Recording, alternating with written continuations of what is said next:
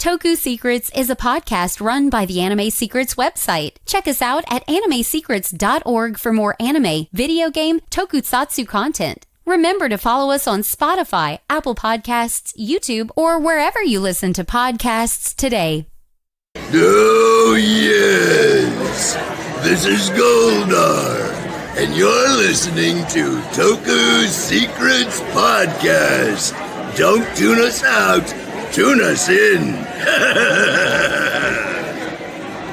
Welcome to Toku Secrets. Join us as we journey into the marvelous world of Super Sentai, Kamen Rider, Power Rangers, and many other Tokusatsu. Get ready for the adventure of a lifetime. It's Morphin time! Link to the Morphin. I'm Nathan Marchand, the dazzling adventurer, Smokin' Silver. I'm Patrick Gower, and I'm Shinken Red. And I'm Rizwan Merchant, Gokai Red. And I'm Anthony Davis, also known as Kyoryu Green. And I'm Nathan Marchand, in Space Red. Let's rock it! Wait, Nathan Marchand. How do we have Nathan Marchand back here again? Miguel, I told you to up the Anime Secrets defenses after last time this guy got in here. Why do you need to defend anything against me? Come Because- on. Because we are a secret spy base and you have entered our base again. Yes, I have, because I know people. And I mean, it's really interesting timing that you got in here Oh, is on the night that we're talking about the Rito Bandora Origin podcast by Cypher. Oh, that! I was wondering. I mean, you guys were threatening to have me on when you were doing your past reviews. Might have even, I don't know. What did we talk about it? What I was here for -1? I don't remember. I mean, we probably did, but We yeah. probably did. That's probably when you first threatened me with it. So, you're welcome. And Now, I will say this. I can't promise nobody followed me. what do you mean by that? I'd rather not talk about it. Is this going to be your creepy roommate from the power trip? One of them, maybe? I don't know. Didn't you? I move apparently out? have several skeletal roommates who won't leave me alone. Oh boy. I mean, Well- if you listen to Henshin Power V3, my new Toku TV website, apparently the great leader from Shocker also hangs out with me. Oh wow. Oh, that's not good news. Yeah, and if you listen to a post-credit scene in Henshin Men, well, let's just say the other snarky bonehead shows up. Some Deadpool time. No, not Deadpool. Other snarky bonehead. From Is it a Kakuranger. Okay, well, it's been a while since I've seen Kakuranger, so... Oh, well. Anthony, do you have any idea what he's talking about? The other snarky boneheaded guy. Doesn't ring any bells. I don't know. But yeah, Riz, just make a memo to fire Miguel from the security team next time. I'm just going to have to get some else sticker security next time. But you know what? It actually works out that Nathan is here. I'm just surprised. Yeah? But hey, we're here to talk about Cypher Audio's Power Rangers the audio drama Rito Origin Story, written by Mr. Origins Rito Bandora, sir. Yep. Get Yes. the word salad in the right order. Okay, so here's the word salad in the right order. Origin Rito Bandora by Nathan Marchand. I, Mel Gibson, did this crap. He did. I did And- everything. I wrote it. I directed it. I edited it. I starred in it. I produced it, more or less, because I did invest my own money in this. I commissioned original artwork. The theme song I actually paid to use. Really? Uh-huh. All right. And that's not just Mel Gibson. That's like Robert Rodriguez at this point. The guy who produces, composes his movies, and does all of But does Robert Rodriguez star in his movies. Okay. That part he doesn't do, but still. That's why I Mel Gibson did this crap. Plus, it rolls off the tongue easier than I Robert Rodriguez this crap. Yeah. You know, Nathan has a point here. Now, for those back home, just a little bit of help to help you guys out. Since we have two Nathans on this podcast, and things could get a little confusing, a little bit, we have talked, and Nathan Desa for this podcast will only be referred to as Nate. Yep. Meanwhile, Nathan Rito Marchand will be referred to as Nathan or maybe Nathaniel, depending on my whims. Your whims. We'll see what happens. I might throw in a Nathaniel here and there just to spice it up. You know, you never know what I'm going to do. Yeah. But yeah, I'm going to hand this back over to Nate because I am not the person who normally does the plot summary part of this or lead the podcast as much. So Nate, I'm giving the reins back to you. Nathan, welcome to Toku Secrets, and it's always a pleasure to have you. Always a pleasure to have a guest on at any time. I was going to say, it's great to be back, although this is going to be like one part interview, one part review. It's basically going to be a Rito fest. All things Rito. Rito Fest? You love it. Don't give him Whatever it is. ideas. Look, we're one step away from making a Comic-Con called Rito Fest. Right. And I'm thinking we could maybe put it on Skull Island or something. I don't know. Hang out with Kong? I don't know how to. I don't think you thought this through because there are angry natives and hungry dinosaurs. It gives Rito a chance to have some fun hunting and a way to torture the people who come to the con. I thought it's true. Again, don't give him ideas. I can't control him. I mean, yeah, this is a bit of a Dr. Jekyll, Mr. Hyde type thing, is it not? I can neither confirm nor deny. You know, let's actually take a step back here and kind of talk about Nathan and Rito and how this all really began. Because we're gonna do that and then do the plot synopsis. I'm not sure of the agenda for tonight. We're winging it. We'll do it live. I mean, look, I think it's interesting to point out the origins of how we got to this origin. Right. So, well, to get into the story, and I'll try not to go too long with this because I know we got a lot of stuff to talk about tonight, but it all goes back to I think probably I want to say 2021. I heard a fellow podcaster. I believe this is how I discovered it. I discovered the audio drama, Carl Dutton's audio drama, either by looking at a now defunct website called Toku Pods, which was supposed to be an index of Tokusatsu related podcasts. I was going through, I was like, where's me? Oh, there I am. Monster Island Phone Fall. Cha-ching. But, you know, and then when I was just cycling through, I saw Power Rangers, the audio drama. And I'm like, oh, okay. And then just moved on. Didn't think anything of it. It said it was fan produced. And unfortunately, my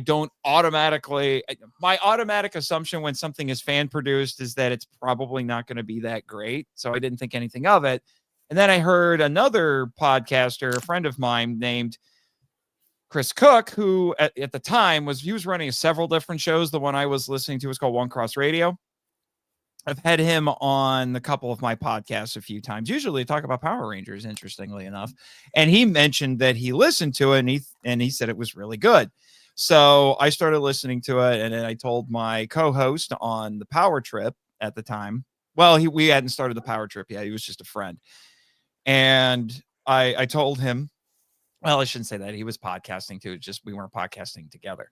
But I told him about it. He started listening to it, and then we were binging through everything that was there at the time. I think season 2 was well underway at the time, and then we got all caught up. And while this was all going on, I was joining some of the Scyther I was joining some of the Scyther like Facebook groups and socials, and all of that.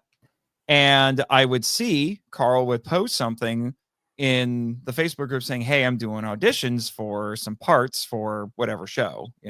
Usually it was X-Men when I was seeing it, his other flagship show. And then just for the heck of it, this was like December, I want to say, of 2021.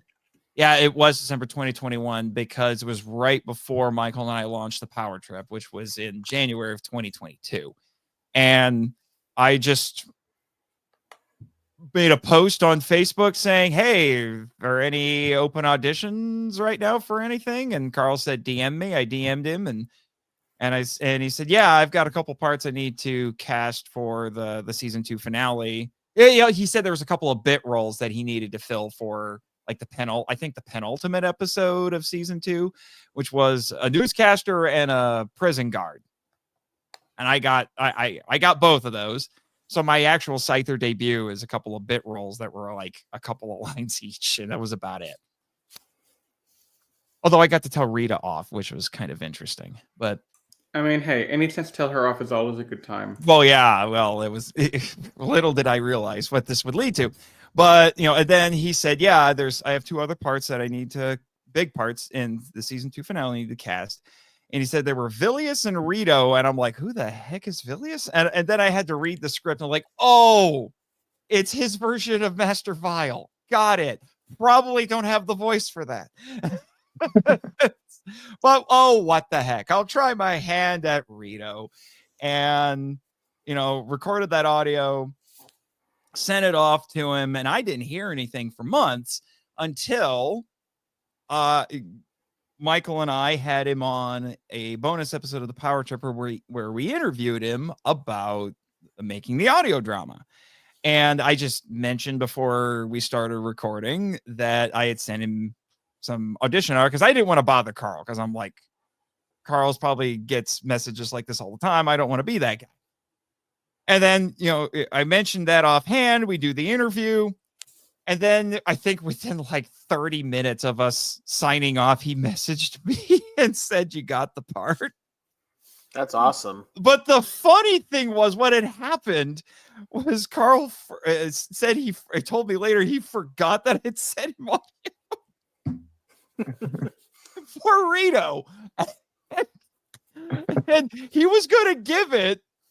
He had already cast Rito. He was going to give it to Thomas Carter Rochester.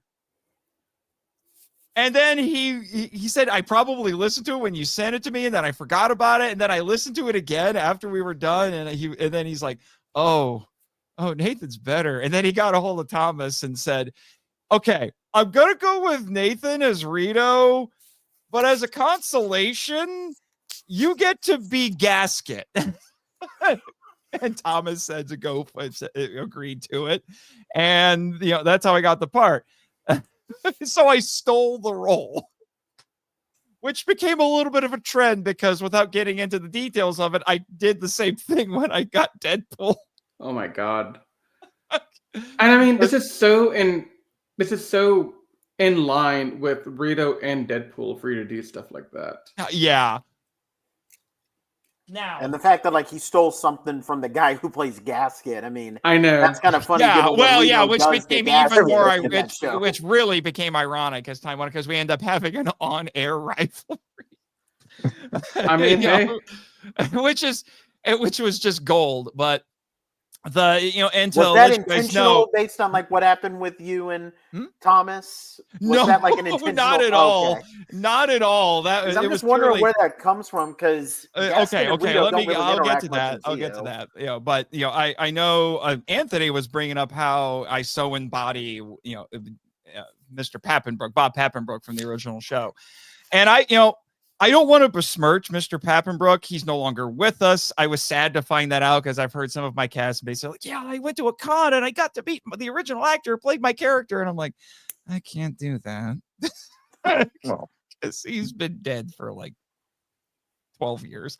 Dear Hasbro, I know you don't know what the heck you're doing right now with the Power Rangers franchise. I know you're probably going to bury it at some point in the future.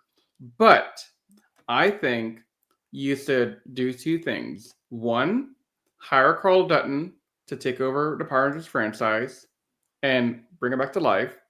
And two, when you get around to bringing Rito back into the TV show, cast Nathan at least for the voice, if not also for the suit. That would require a lot of training. Suit acting's not easy. I mean, look, you have a long time to get ready for that because it's not going to happen anytime soon, given Hasbro. Well, yeah, probably not. But you know what they would probably do? They'd probably CGI the snot out of it. So it'd be mocap, which would be easier. But it would be. It would definitely be easier. But no, I would. I'd do the voice in a heartbeat. But I would insist that Joey Sorless get to be Tommy. Yeah, I could agree with that. The only that would be my condition. So somebody from like some rep from Hasbro came to me and said like, yeah, we're hiring Carl and we'll bring you on as Rito. I was like, sure, but you have to bring Joey. See, there are because there have been a lot of listeners to all of my shows who have insisted that I be Rito. Like, it's so bizarre. It's like I've now, for at least for some people, I've become the definitive Rito, which was not what I set out to do. I mean, honestly, I'm one of those people. Like, I haven't really watched Mighty Morphin in quite a bit beyond season 1 for our own podcast. But when I think of Rito Repulsa from the main line... Oh, it's Rito Revolto. Yep, I was about to say that. Okay, Rito Revolto. I've gotten so used to calling him Bandora that I have to think about what his. I know. I've caught myself doing that too. Like when I try to do a Google search for Rito, I for a while I was catching myself putting in Bandora. I'm like, wait, no, yeah, Revolto. Only Bandora on our show. I find myself thinking, man, it's Nathan's voice. That's all I can think of that character being. Yeah, well, like I said, I don't want to besmirch the good name of Mr. Pappenbrook. I have a lot of respect for his work, and he was very prolific. He was a working voice actor. His not bibliography, his filmography goes on for days. Like, he's got a bunch of different credits, and he worked a lot in Power Rangers. Rito was just one of a couple of really prominent roles that he had. The other prominent role he had was he was Deviant in Lost Galaxy. Yeah. Yes. Which I told Carl, I was like, well, that means you have to have let me be Deviant. This would be my Deviant voice. That's good too. Because I'm just like, why not? And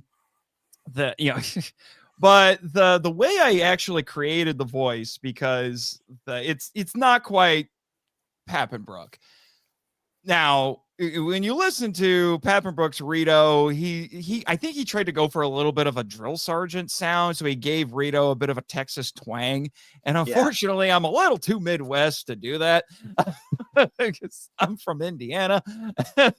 But my thought process was like, okay, I still want to do something gruff as like a starting point, an homage to Mr. Pappenbrook, because I wanted to.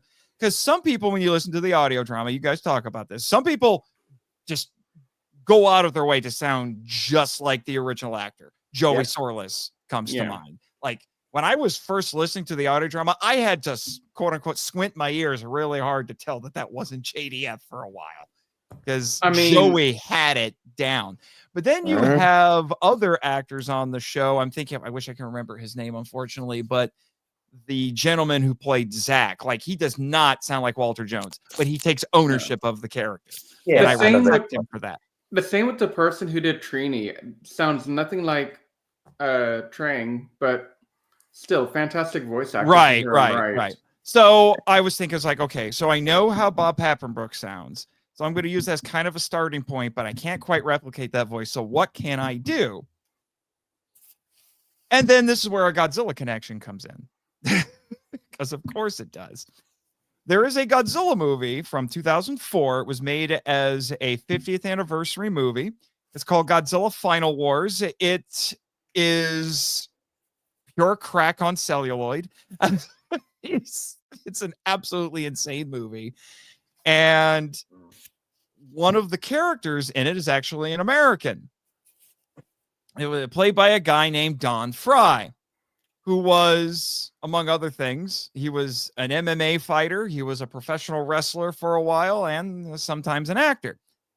Well, I've worked on a Don Fry impersonation. If you listen to the Film Vault, you occasionally hear me do it because his character, Captain Gordon, has occasionally made cameos on the show. And Don Fry, when he talks, he sounds like this. It's really low. He talks very slow and deliberately. Yeah. So my thought process was like, I'll just do my Don Fry impersonation, just take out some of the gravel and make him talk really fast. And that's where the Rito voice came from.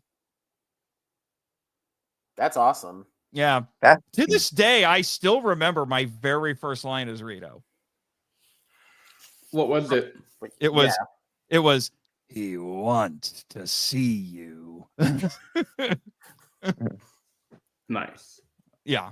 On an unrelated note, before we jump in, here's he was talking about how Nathan was talking about how he should do the voice of Deviant if they ever do Lost Galaxy. Well, I'm never gonna forget during our Time Force podcast when we were talking about the team up episode how perfect one of Anthony's impersonations of a character was. So Anthony, you need to audition for Jinxer if they ever do Lightspeed Rescue. That was perfect. What you did. I don't remember that happening, but all right. I'm going to tell you right now, and I keep warning Carl about this. Like, when you get to In Space, I'm going to audition for about half the cast. The hilarious part is, again, if you listen to the Power Trip, you know about this running gag about how I have the mother of all crushes on Metal Lee Perkins. And I realized that, like, all the characters that I want to audition for and In Space have connections to her. Form. Like Andros, Eclipse. So it's like I want to be her. I want to be her brother, her would-be boyfriend, her daddy, and her kid or her kidnapper. Oh my God, you'd be Darkonda too. Actually, Darkonda would be really fun for you, given your Rito Darkonda stuff. would be great. You might actually be more unhinged than Rito. Yeah. Learn to be more psychotic when you're playing Rito, dang it. Apparently I need to, according to some people. Who shall not be named. No, not at all. But Nate, do you want to go through the quick summary of this origin story? Oh, when are we going to do the Easter eggs? Because there's a lot. That's going to be after the plot. Yeah. Okay, after. Yeah. Got it. Yeah.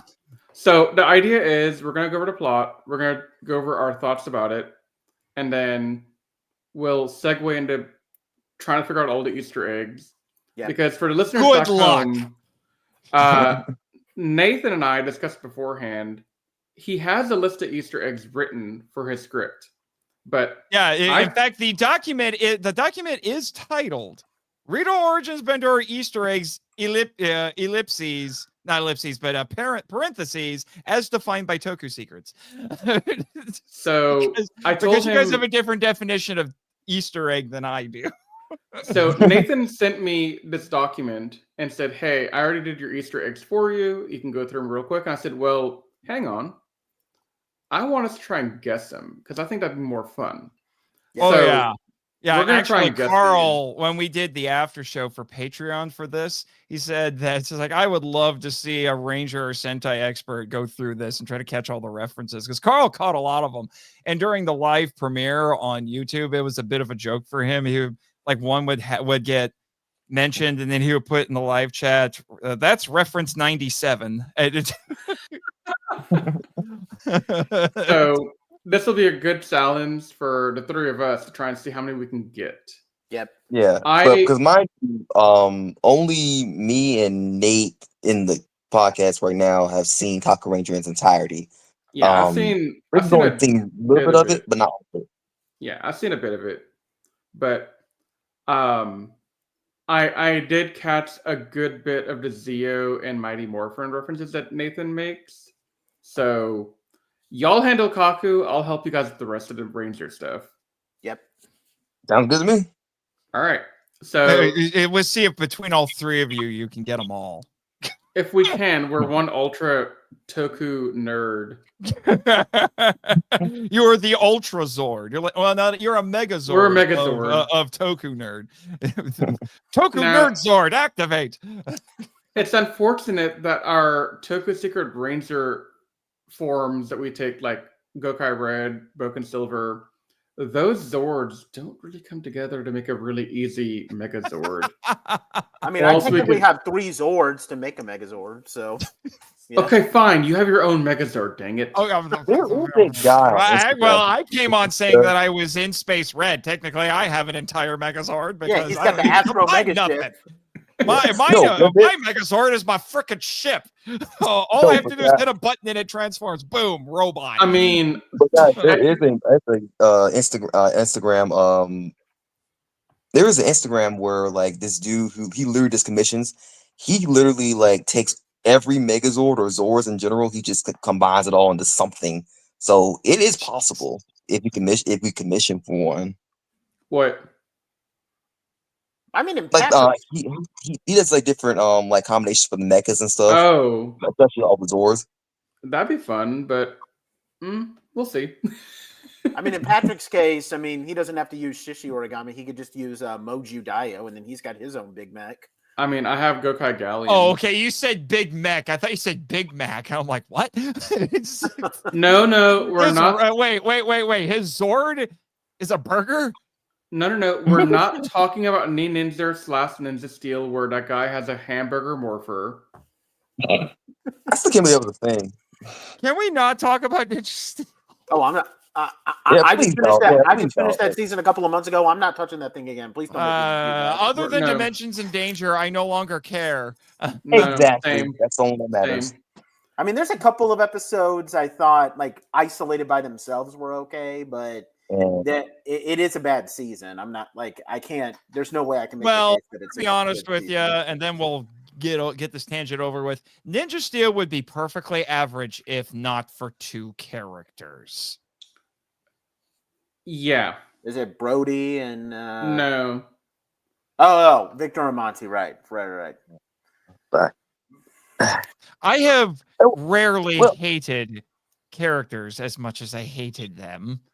oh yeah, they were terrible. Nathan, I will never stop laughing about the podcast y'all did on the Power Trip. When we took them down. Okay, so for Nate and Anthony's benefit, because I know you guys have never really listened to it, they had a segment where they did a rant master, which is like their version of like going on an epic Riz rant. Complete with a sound cue. They have I a might sound add. cue as well. Oh yeah, hold on. Just You can play it, I think. Yeah, give me a second. Rantmaster activated. See, I need this on Toku Secrets so We badly. need something like that. Not that one. Talk to me and I'll send it to you. Yeah, what's Just make sure you record a little attribution at the end, like fine print in a drug commercial that just goes by really fast. And Now, that's what I had someone else. So one of my podcast friends asked for the sound effect, and that's what he did. He put a little stinger at the end that, like, very quickly just says, this is used with permission from Nathan Marchand. Go listen to monsteronfilmful.com or something like that. I will say, Nathan, there have been very few occasions in the Anime Secrets podcast history where our staff has broken rank from the no cursing rule when things get a little bit more heated. And in the beginning, I just used to do like a little beep and call it a day. But in more recent time, it's been to Dragon Dagger.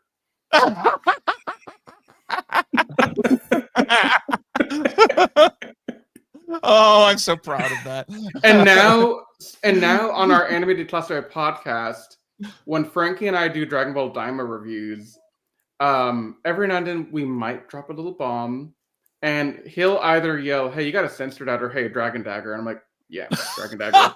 Anyway, so there was instead of doing the normal cue and just going, I recorded this entire intro that was like Michael Buffer introducing a pro wrestling match. and said that it was me and Michael against Monty and Victor, like we were like it was a pro wrestling match, and then we went back and forth taking turns. We even clapped our hands like we were tagging in, and just ripped these guys apart. And then I finished it by doing a 3 count, and then played a sounder for the end that declared us the new tag team champions of the universe. No, podcast tag team champions. And we were Okay. defending our title against them, won, and then we were said to still be the tag team champions. Because both Michael and I, we hated those characters so much. Yeah. Because normally I came up with the Rant Master thing on my own and just kind of sprung it on Michael, and he didn't necessarily appreciate it when I would use it. I thought it was great. The fans loved it, but he wasn't necessarily excited about it. Like when we got when we got to Megaforce, he said, "You get 2."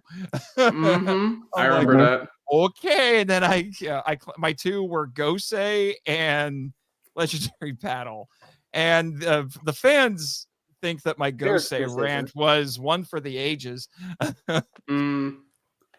Yeah, it was pretty dang epic. But hey, let's detangent. And Nate, I'm gonna let you take over doing the review segment. Yep. So have fun. Okay, cool. So this section is called, and to get it correct, for the sake of the guest, it's called Origins Rito Bandora. It was, and as he said, Nathan completely Mel Gibsoned this whole I Mel thing. Gibson this. I did get a little bit of. I had a couple of script editors. My friend Chris Reiner, who's a patron for the Monster Island Film Vault, and he's one of my co-hosts on my other podcast, Henshin Power V3. And the Carl gave me a little bit as well, because I sent him the first draft of the script, and he pointed some things out that needed addressed. Mm-hmm. And Carl also did a little bit of additional editing for me because I wanted him to because he and I use different editing software, and I wanted to make sure that the Machine Empire characters sounded consistent with the vocoder effect. So I had him do that. There was one character who's technically a robot that I did myself because he's not one of the machines technically. Yeah. But we'll get into that. But yeah, so as you can tell from the title of this, all the people who are listening, this is an origin story for the audio drama universe's version of Rito, who in this case is Rito Bandora.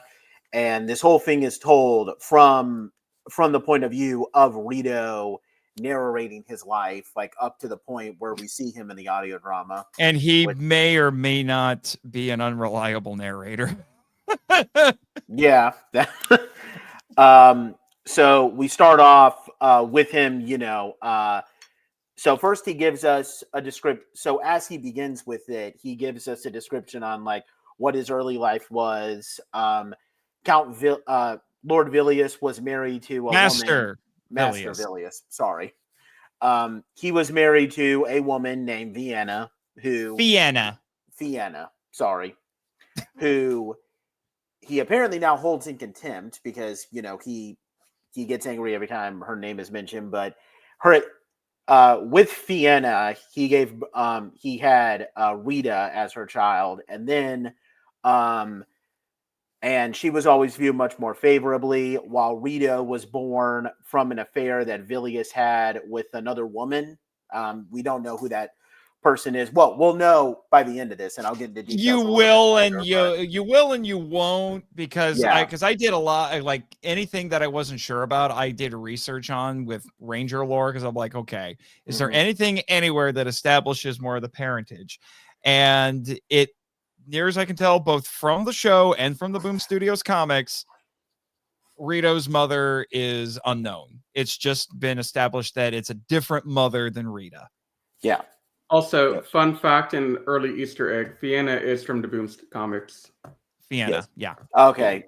I apologize. I'm not as familiar with the Boom Studio Comics just yet. I'm trying to get into them, but that name just kind of escaped me. No, I know. I just wanted to throw it out there. It's like a quick thing. Yeah, to help you out. and it should be mentioned. It didn't get communicated as well as I had hoped, because this was one of the things Carl had to point out when he gave me some advice with the first draft of the script, which is that in the audio drama, all of Vilius's kids are adopted.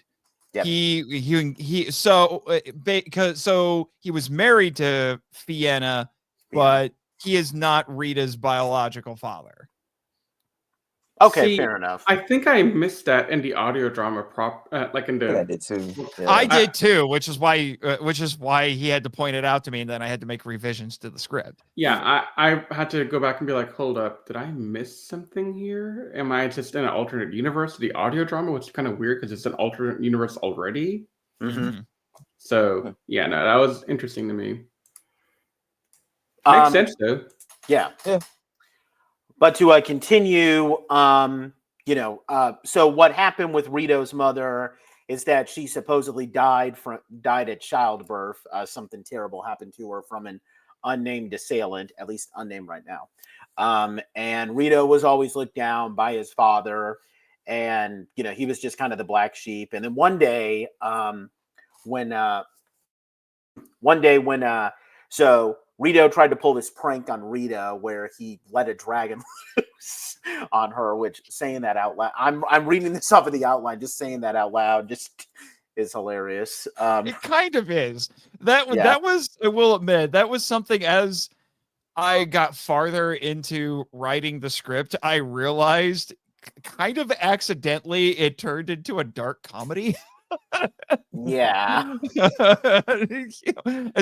were several points where it's very much a dark comedy, and I wasn't necessarily intending that to happen. It just happened as I was writing the script.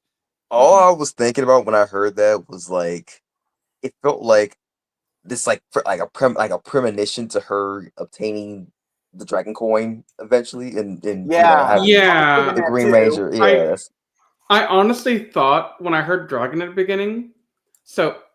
As you guys know from the other audio drama podcast, I primarily listen to the audio drama stuff while I'm driving from my house to somewhere else and back. I do that while I'm working. So, well, I don't have that kind of luxury. Because when I'm working, I have to be on other things that require my ears. But anyway, so when I first heard it, I was like, hold up.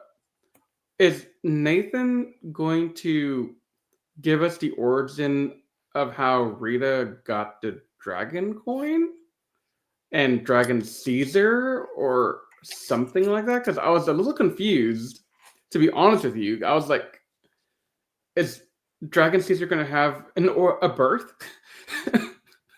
What is going on? Not quite. Which would be a great thing, because I have a lot of empathy for Dragon Caesar and the Zyuranger proper. Yeah. We all do. For just to get Nathan some context, I absolutely, with a burning passion, hate the scene after Bri dies where Geki tells Dragon Caesar to essentially suck it up and deal with the fact that Bri's dead. That scene will forever be the one thing that has not just the scene, Riz. Yeah, like the whole episode is bad.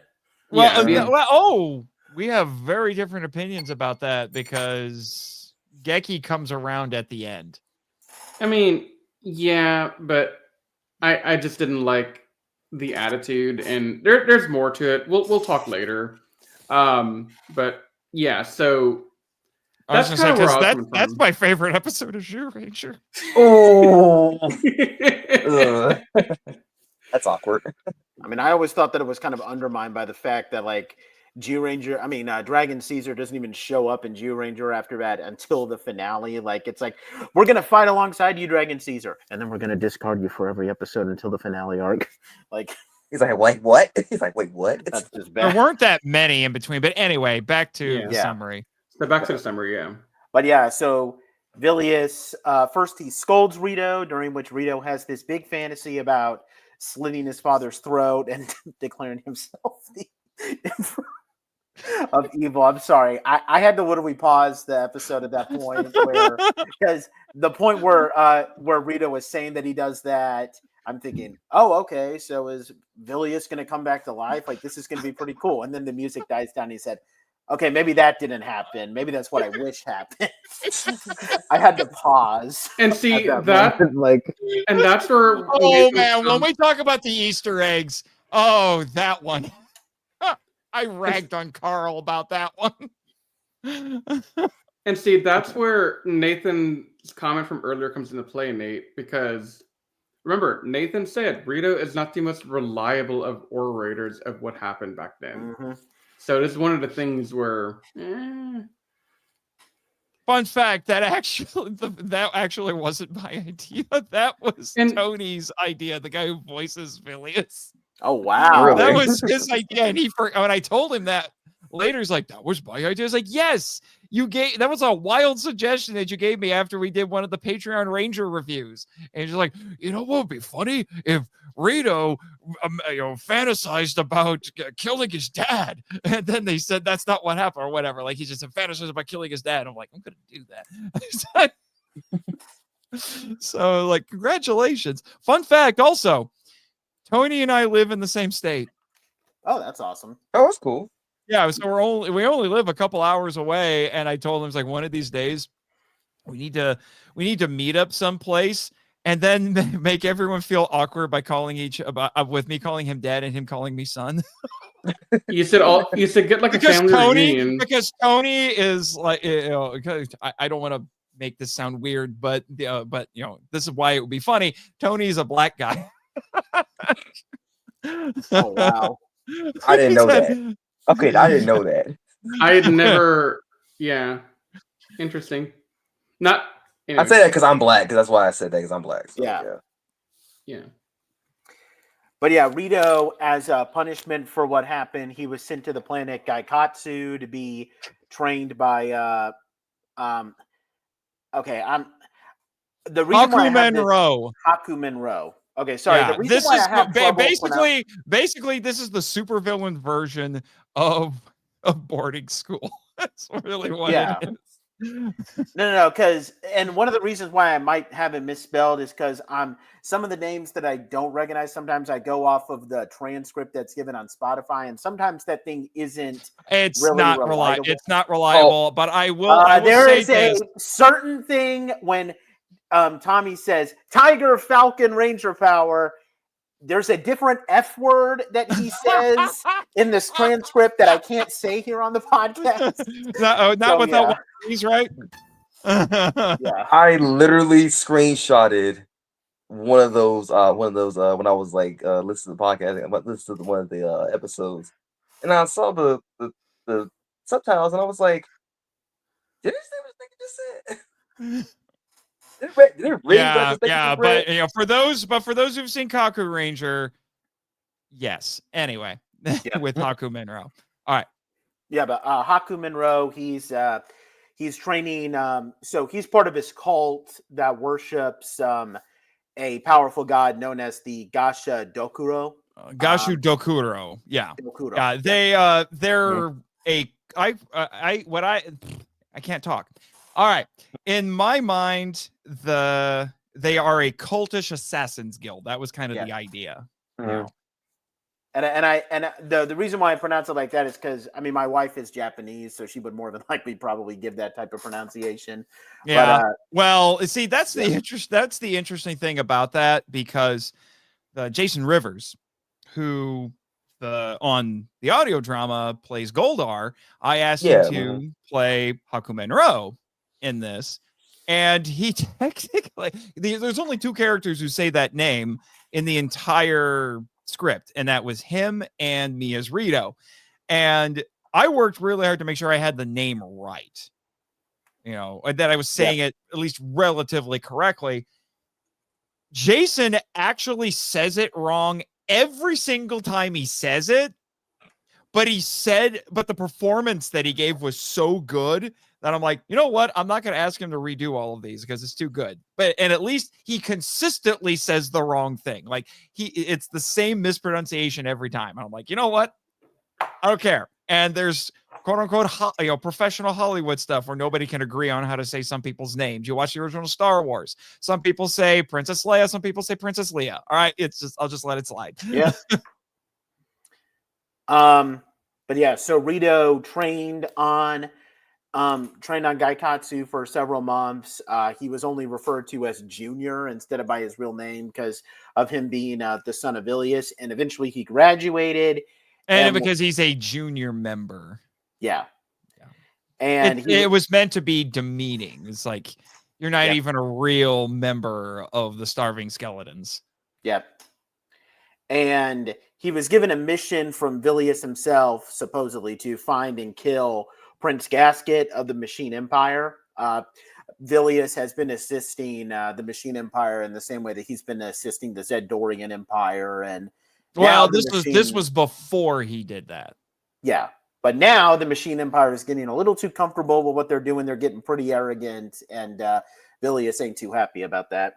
Mm-hmm. So Rito takes a disguise name, what was that disguise name? Endo Peppenbrook. Okay. Yep. So he infiltrates the arena, but then he gets attacked by a Verox bounty hunter. Vilius apparently hired this guy to track and kill Rito, and he gets forced into the arena where Gasket is at to go into like a 3-way battle royale with 2 different gladiators. We have the Machine Empire champion called Altor and the humanoid lizard alien from Horath, Tritor. Those names. Tritor, yeah. Tritor, yeah. I remember that. Yeah, Rito takes this bone from like a dragon creature that was in the arena. It was a creature. He just says it looked like Caesar. He doesn't know what it is. He didn't have time to think about it. Yeah, but he turns that bone into a sword. And first he and Tritor team up to defeat Altor, but then Rito turns on Tritor and literally stabs him in the back. Which I will admit, when I was editing it, I'm like, I feel kind of bad. But it's an arena. Somebody has to die. Yeah. And it's Rito. He's going to do it. So then Gasket tries to go after Rito, and Rito defeats Gasket, and then Archerina goes after him. And, when he escapes and Rito defeats her and takes her hostage and escapes in a shuttle back to Gaikatsu. But it's there that Hakumenro gets really angry at Rito because, you brought, like, we don't capture people and take them hostage. Like, we're assassins. We're supposed to be like killing people. Like this. And everything that they do is based in secrecy. And by bringing her here, because he tells Rito, she's a machine. She can send a distress signal. Our position's going to be given away. And guess what? That's literally what happens. Well, that's why, but that's why he says, now do what you should have done. Kill her to make sure that doesn't happen. Yep. And Archerina, she reveals that that's happened. She starts taunting Rito with all this stuff about, like, you hate the Gasha Dokuro and the Starving Skeletons. That's the name of the group. Yeah. Starving Skeletons, sorry. And she also reveals, believe it or not, that Hakumenro is actually Rito's real birth father. Well, she brings it up not knowing anything about Rito. Yeah. She's just bringing it up to say, like, oh yeah, Hakumenro's a hypocrite. Yeah. He has no place talking about honor, after what he did to that poor woman.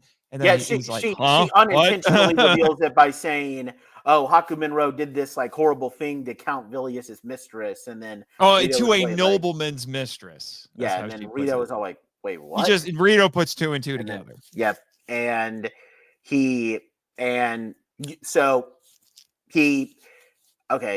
kind of obviously they don't actually use these terms, but Hakumenro did some horrible things to a woman that got her pregnant. Mm-hmm. That child being Rito, and she decided to give birth to Rito to kind of get revenge on the guy who did that to her, that being Hakumenro. And Rito, of course, is not too happy about this. He dismantles Archerina's body, using it to forge new armor. and shaped after the Gasha. Cut her head off. So, Gotta yeah, gotta cut her remember head off, he did. Yeah, he cut her head off, and then Decapitation. And then he goes after his true father. He gets into a vicious battle with Hakaminro and emerges victorious. He kills him and takes off the guy's mask to complete his armor. Yeah. Which that should be mentioned. The leader of the Starving Skeletons wears a skull mask. Yep. And if you wear the skull mask as part of the Starving Skeletons, because it's only the most elite of the skeletons can wear the mask, and it is said that you are the avatar of the death god that they serve. Yep. And so Rito says, I challenge you to combat, defeats him, takes the mask, and puts it on. Yep. So this is the origin. So that's the one part of the armor he didn't make himself. Yep. And then the whole thing ends with Rito returning to Gamavile. Master Vilius finally, says, good job, son. And finally acknowledges Rito as his son, which Rita is not too happy about. And Rito was all happy because he's finally gone from being Vilius's black sheep to the entire story. You know what the whole story's about? This whole story is just a heartwarming tale about a little sociopathic boy who just wanted to get the approval of his supervillain father. That's really what it boils down to. Yep. I mean, isn't that what all of us wanted into today? Is just to be appreciated and loved? I do. I know I do. It's so weirdly. If you stop and think about it, it's weirdly wholesome under all of the murder.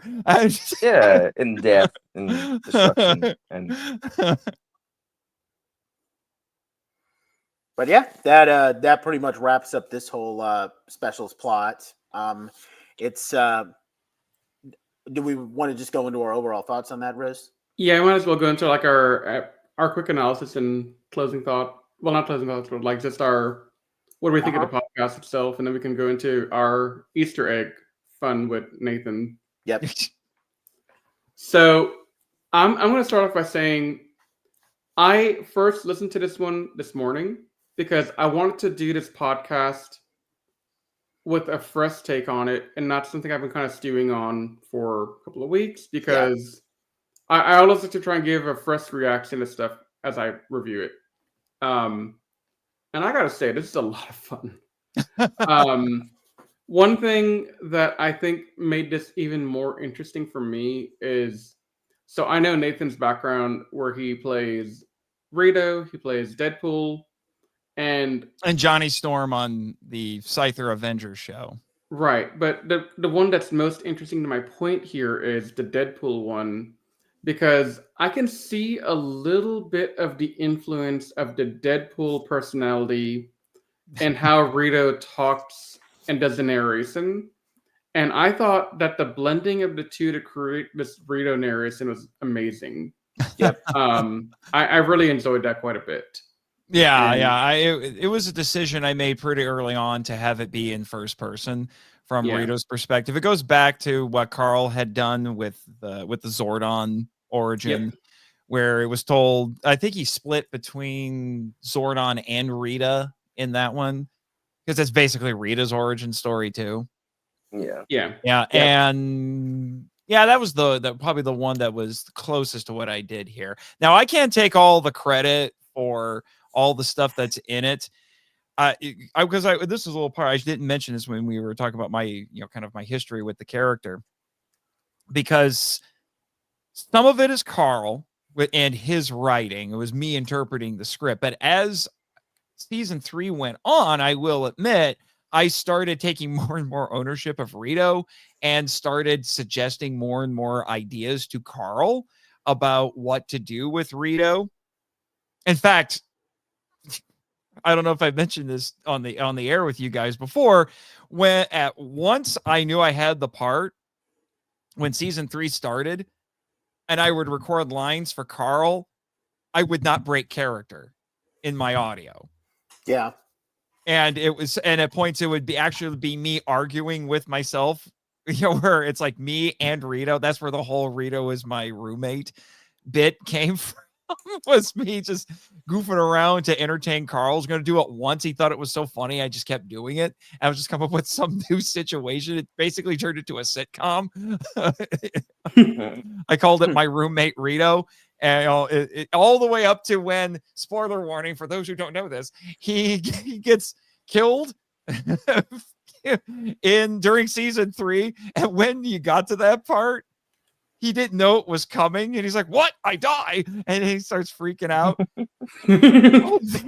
So he does his death scene, and then I recited Hamlet's death speech. Oh my god! As Rito, and Carl told me he almost kept it. You know what you should do? You should record a standalone podcast of just my life with the Boneheads. And just be like a... It's funny that you bring that up, because there, as an April Fool's Day gag for the Monster Island Film Vault, is that actually has like a bunch of audio drama stuff related. The premise is that it actually takes place on Monster Island, where all the kaiju are, and it's at a radio station. Well, Rito and some dude named Wade got their own show. Yep. So if you need more Rito in your life, you can go listen to that. So it kind of happened. But yeah, so I started giving Carl more ideas about stuff, and sometimes I would come up with stuff on the fly while I'm reading the script. Like, he actually early on would actually script Rito saying Zed's name proper, and I would just refuse to say his name. Like, I'd give him a take where I'd read it as it was scripted, but I as Rito would complain about how I would never say his name proper, and then I would either just keep calling him Ed, or I come up with something else just to get around it. Call him the Emperor or something like that. And that became a thing. Like, after the first couple episodes, Carl just stopped scripting Ed. It was just, scripting Zed, I should say. It was Ed the entire time. So, and then it was actually me on the fly in a 3-way conversation between myself, Michael, and Carl, where we were asking him, he was like, okay, what characters are going to come? Are you going to be introducing the Machine Empire soon and things like that? And he said, yeah, I'm going to in season 3. And so we're like, okay, we've got Gasket. Who else are you bringing in? And he's like, well, Mondo and Machina for sure, and things like that. And then we're like, well, you're going to bring in Arch Arena? And he's like, oh man, I barely even remember Arch Arena, so I don't know. And then I said, okay, Carl, here's how you get around it. At some point in the past, Rito killed Arch Arena, melted her down, and made her into his armor. It's just like some wacky thing I came up with on the fly. And Carl's response was, and I quote, "That's twisted. I love it." And then like all the nickname bits, those were usually ad libs that I would do while recording lines. Like Goldar being Goldie, I ad-lib that. That's awesome. I feel like that's something that the Rito Revolto did in the main line, though. More so with Zed, and that was because he was a buffoon and he wouldn't remember people's names. Whereas in the audio drama, he calls Zed Ed to mock him, because he's like, I can get away with it because my daddy's got you by your skinless balls, I can get away with it. So, and then that just became his thing. And then as time went on, I just had him give nicknames to everybody. When he fought Dex as Master Rider, he called him Bug Boy. And, he calls Goldar Goldie. He just that was just his bit. He gave nicknames to people. Now, certain people they're always the same thing. Vilius is always Dad. Rita is always Sis. But what I did in the script, I kind of cranked this to like 12 in this, maybe like 15 actually, is he's given nicknames to everybody, and he's never uses the same one twice, particularly if he really doesn't like them. So for like Haku Monroe especially, I think I had like 12 in there. Oh, wow. I lost track of how many. After a while, like, I need another insulting nickname. What can I do now? What have I already done? It's like you have to keep track. You have like a whole insult dictionary probably that you're keeping track of. Almost. For me personally, and it's technically an Easter egg, but it's not a Ranger or Sentai Easter egg, so I'll mention. I think the funniest one I did was he called him Hawkman. Oh my god, that's actually pretty great. Called him Hawkman. And then like Archerina had a fair amount. When he didn't like Vilius at first, he called him a couple different things. My favorite one was Handlebar Head. That was good. Yeah. So that was just like things I came up with. And actually, another fun fact, I saved Rito's life twice. Yeah. Rito was originally going to die in the season 3 premiere. Really? The same way he ended up dying later on in the show. Zed would have got fed up with him and stabbed him. But Carl loved my performance so much and the chemistry I had with Omri on the air as Lord Zed that he changed his plans and kept Rito around. That's awesome. I'm very glad he did. And then, but he told me like Rito's gonna die later. I'm like, okay, that's fine. Because I wasn't gonna be like, please don't do it because my ego and things like. He's like, no, Carl, whatever is best for the story, you do that. Mm-hmm. And and then so he told me, okay, here's the episode where Rito's gonna die, but don't worry, you go out with a bang and things like that. And I'm like, yeah, I was very happy with that final episode, and I attended the premiere, and it was just so funny, the build up to that. Somebody joked in the live chat before it started, is like, here's a crazy plot twist. Rito kills Zed and takes over, and I'm like, about that. And then when it actually happened, people flipped the heck out, including Riz. I flipped the heck out. I was not about that life. Yeah, and people were flipping. I was like, "What? Rito's dead? No, not Rito!" And I'm like, "Wait. Rito's a fan favorite? Yes. And you didn't tell me? Nobody told me this. I thought you would know by now. I didn't. Well, now I do, but at the time I didn't, because usually when I would see people in the live chats or leaving comments or whatever, they're talking about everybody else but Rito, and then. There were some people who were like, "Oh, I love your Rito," but then he dies, and suddenly everyone's like, "No, not Rito." But see, I was vocal from the get-go. I had one guy, Rob Buck, who runs the Power Chamber podcast, who told me he was more emotionally affected by Rito dying than Tommy dying, and it says because you knew Tommy was coming back.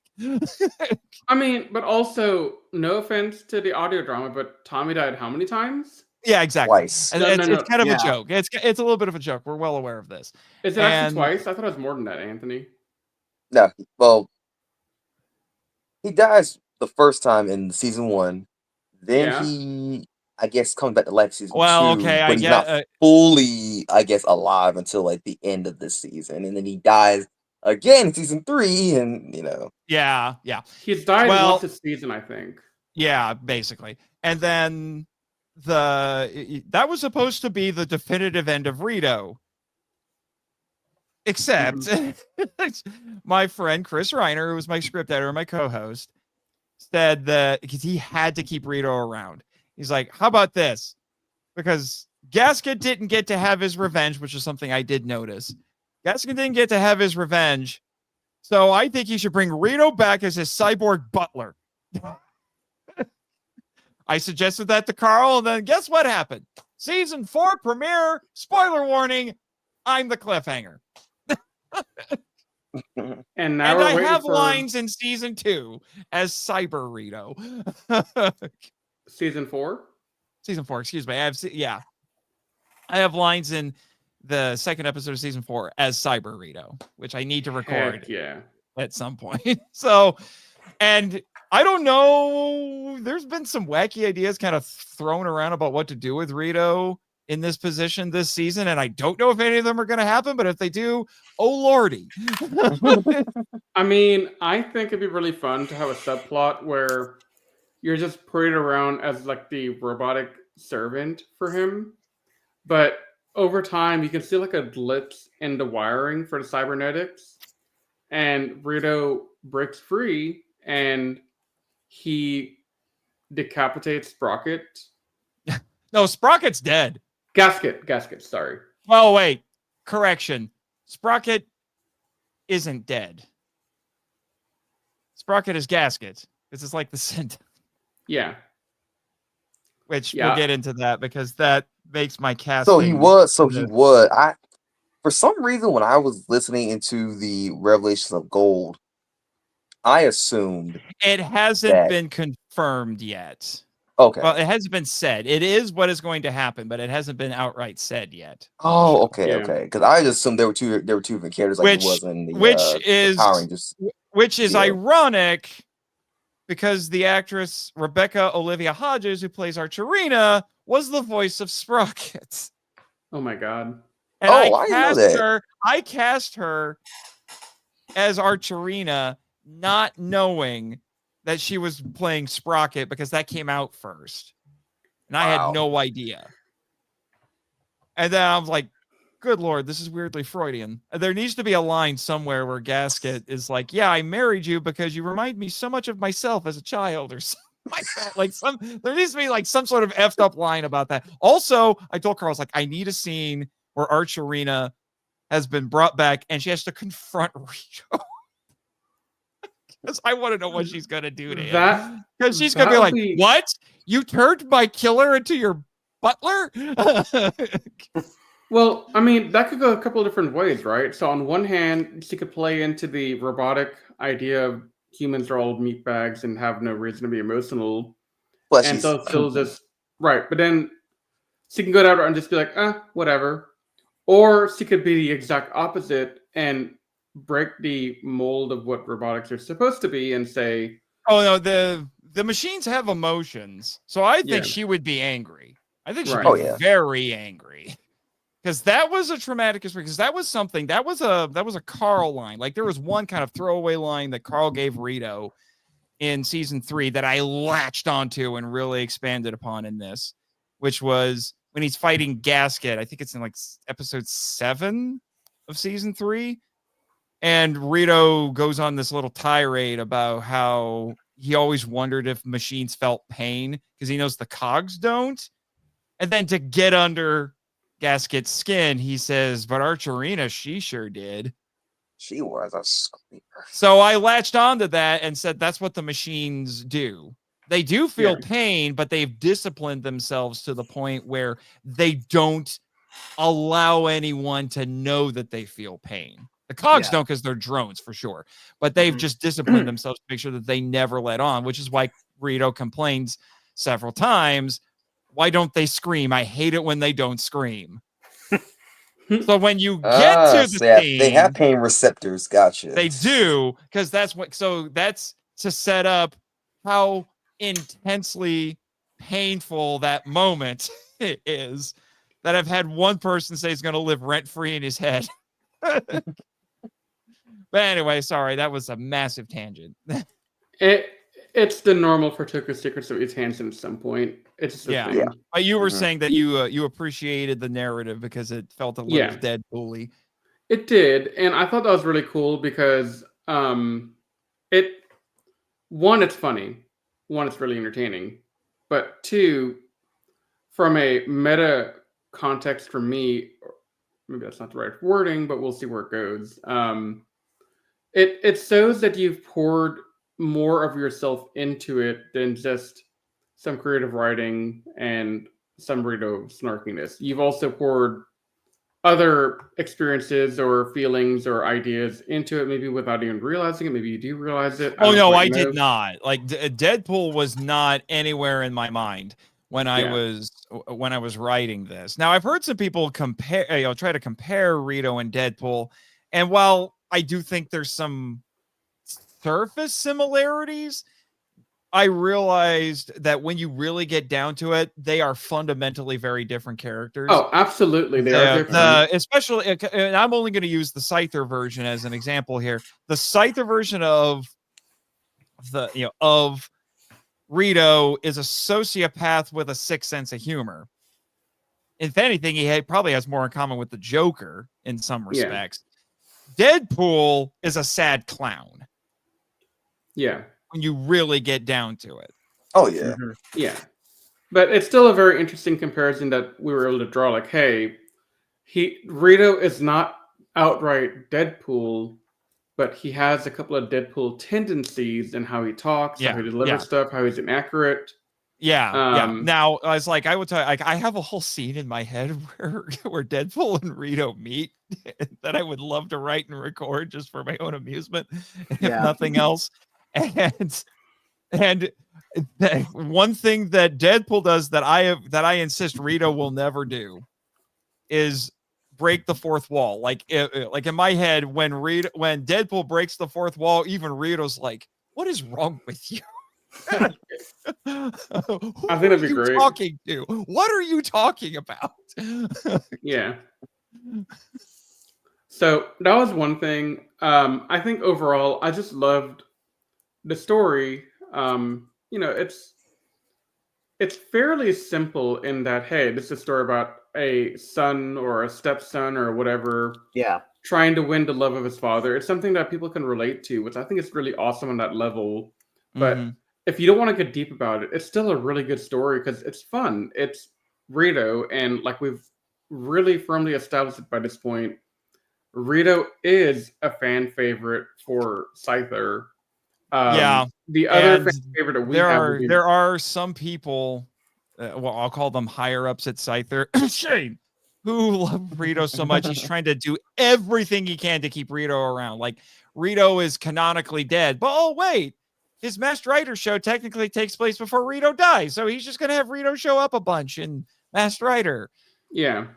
I look forward to that because I've actually caught up with that. I went completely unhinged recording that episode for Shane, and like really went nuts with the ad libs, and he kept most of them. And I'm like, Shane, I didn't think you would keep them. Like when I listened to the episode, I'm like, oh my gosh, I've never sounded so unhinged as Rito. I'm like I made references to Star Wars and Dragon Ball Z, and he kept them. Hadouken! No, he didn't do that. I know, but he made an over 9,000 reference. Which is funny because somebody commented on the YouTube version of the episode that my Rito voice sounds like the original dub actor for Nappa. Oh my god. Oh wow. So I'm gonna let Anthony or Nate kind of go through anything that they want to add. Yeah, I don't have. I mean, I think Riz has mostly done justice for my thoughts. Now, granted, I listened to this at a kind of an interesting time for me personally, because for reasons related to this podcast that I'm not going to discuss, I'm currently watching Mighty. I've made it through the first 2 seasons of Mighty Morphin Power Rangers, a rewatch, and I just started on season 3, and I just finished that. I kind of wish that I skipped this episode, but I didn't. I just finished that 3-part episode where they team up with the Masked Rider. Masked Rider. So, yeah, a friend in need, which is really not the proper premiere. It's just a backdoor pilot for Masked Rider. The real season premiere is Ninja Quest, and I'm about to get to that. That's when Rito shows up. I'm literally about to see Rito show up, and then not only that, but I have to continue with watching the next couple of. I pretty much have to finish the whole Zordon era.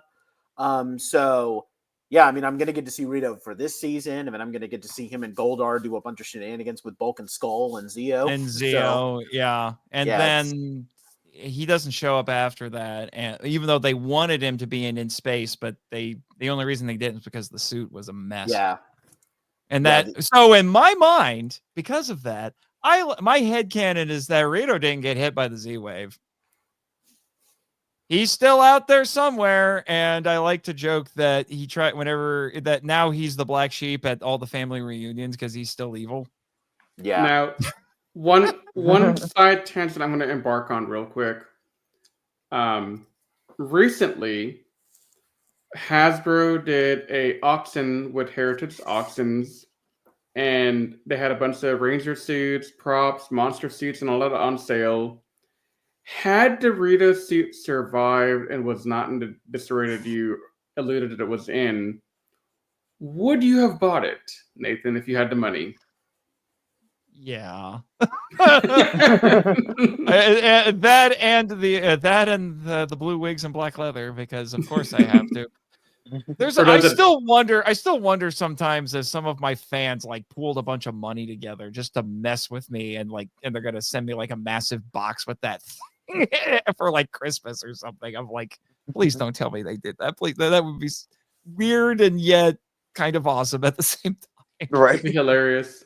Yeah. Because like the guys at Zeo to Hero, when I posted about it, just kind of like as a joke, and they actually retweeted it by saying it's like if anyone should get this, it should be Nathan. Basically. I'm like, that was so weird. I mean, it's like, how do you explain that to anybody? But anyway. But yeah, Nate, do you have anything else you want to add on? I know you're kind of saying my thoughts were your thoughts. I mean, I enjoyed it. I really loved. I love the connections that they make with the junior / Gasha Dokuro character. Not the cult in this episode. I'm talking about the actual character from Kakuranger. I guess that I don't know if this qualifies as I guess it's not part of the Easter egg, so to speak, but Gasha Dokuro is an actual yokai in Japanese folklore. Yep, I know. Yeah, I know that too. Yep. Yeah, I mean, I have nothing else to add. I thought it was really enjoyable.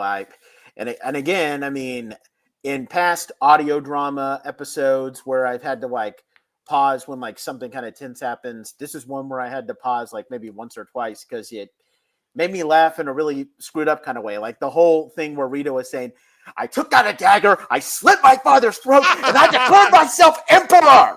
Okay, maybe that didn't happen. But, so that was hilarious. Nate, what was the other one? I have to know. I think I don't know, the way that he kept on getting a bunch of people's he had different names for when he was fighting the Altor monster, he was getting his name wrong each time. Had to fight I can't remember all the different names that he's giving. What was it? What was it? I think he called him something with a dog. I know one time it was Altori. Yeah. Yeah, Altori.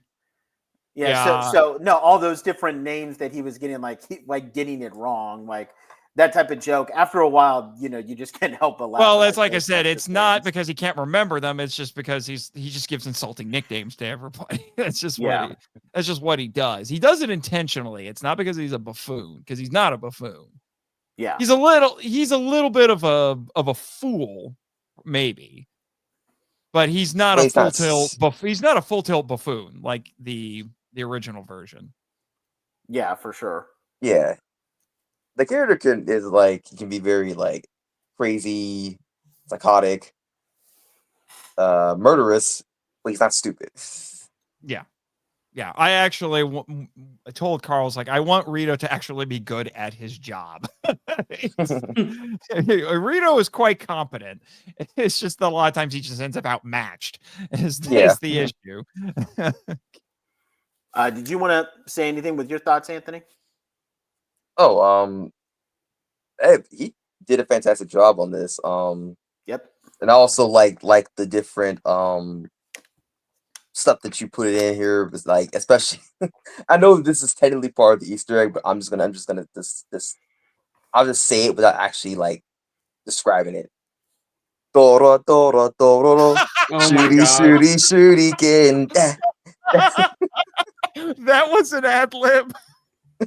My own script when I was recording that. I was laughing at that because the original script was he just says, "How was I supposed to know they dance themselves to death unless I told them to stop?" And then in one of the takes, out of nowhere, I did that, and when I was done, I was like, "Where did that come from?"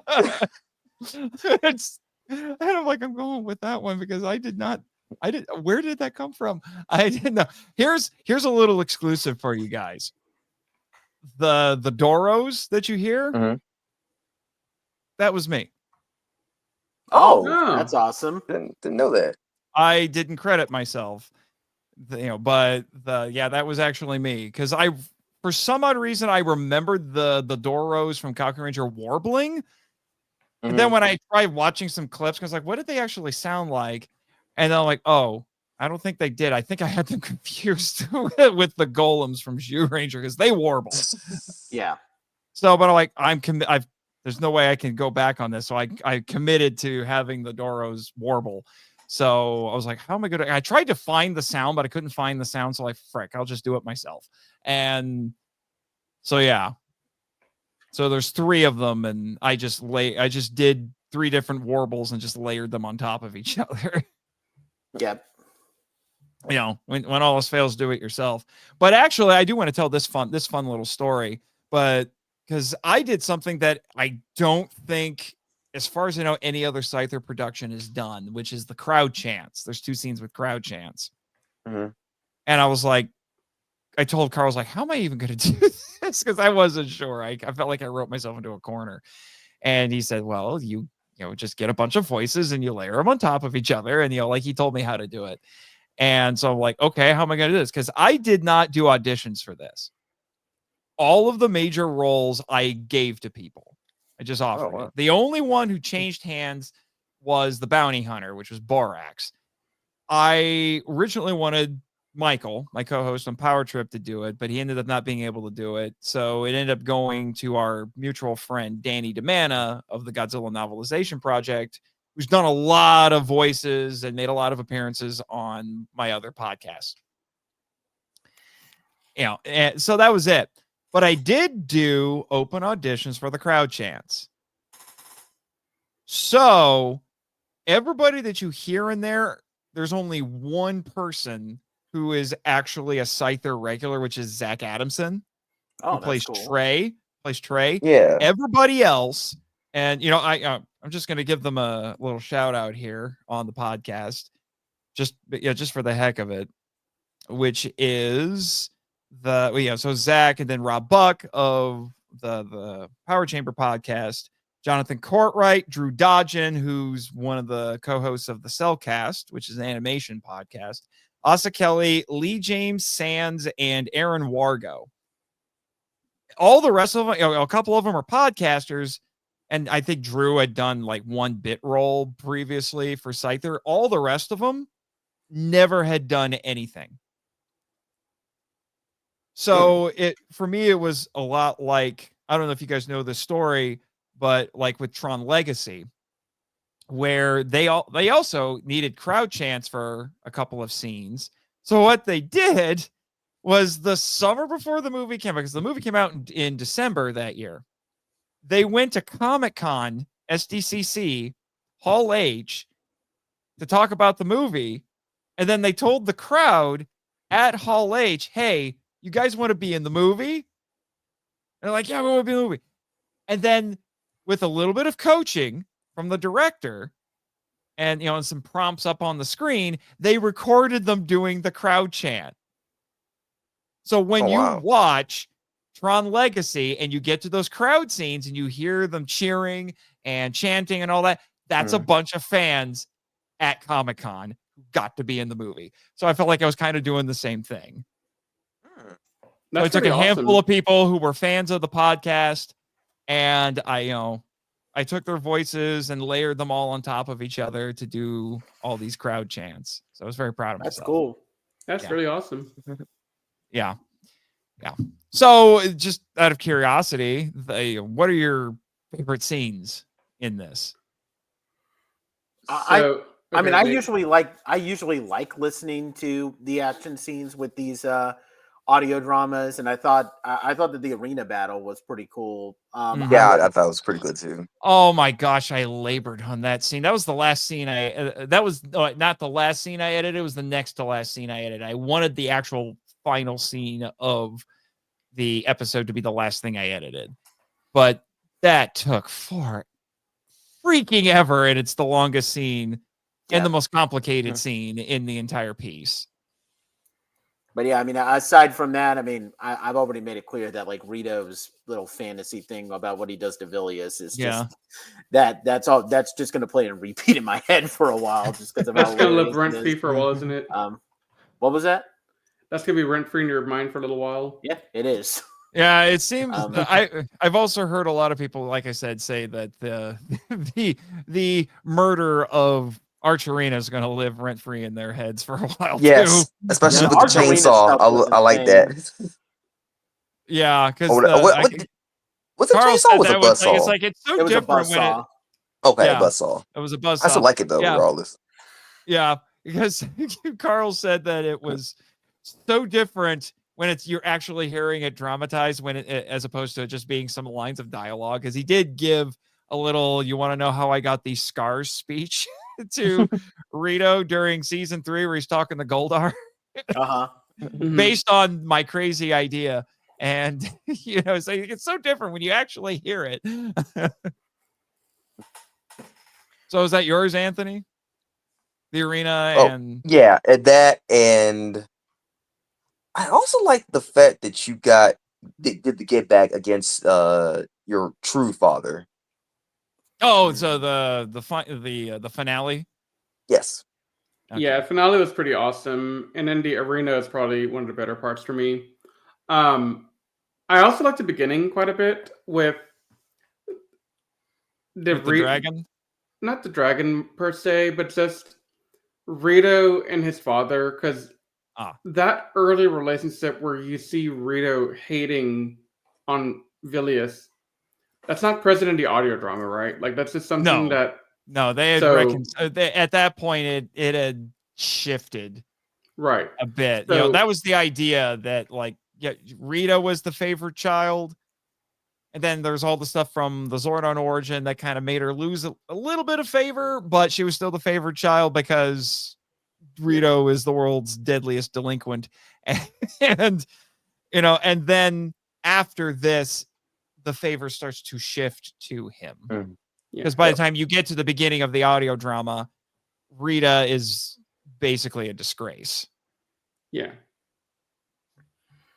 And honestly, like as someone who's not as familiar quite yet with the whole story behind the Boom Studio comics, with the stuff with Fienna and the stuff with Master Vile and Rita, like I just found the whole origin story of like Rito being like, I mean, I don't want to quite say like like what Jon Snow was to like Eddard Stark or something like that, but just kind of being like it. Well, okay, because I mean, Eddard Stark still loved Jon Snow, even though we know some more of that. But like him being like someone who was kind of a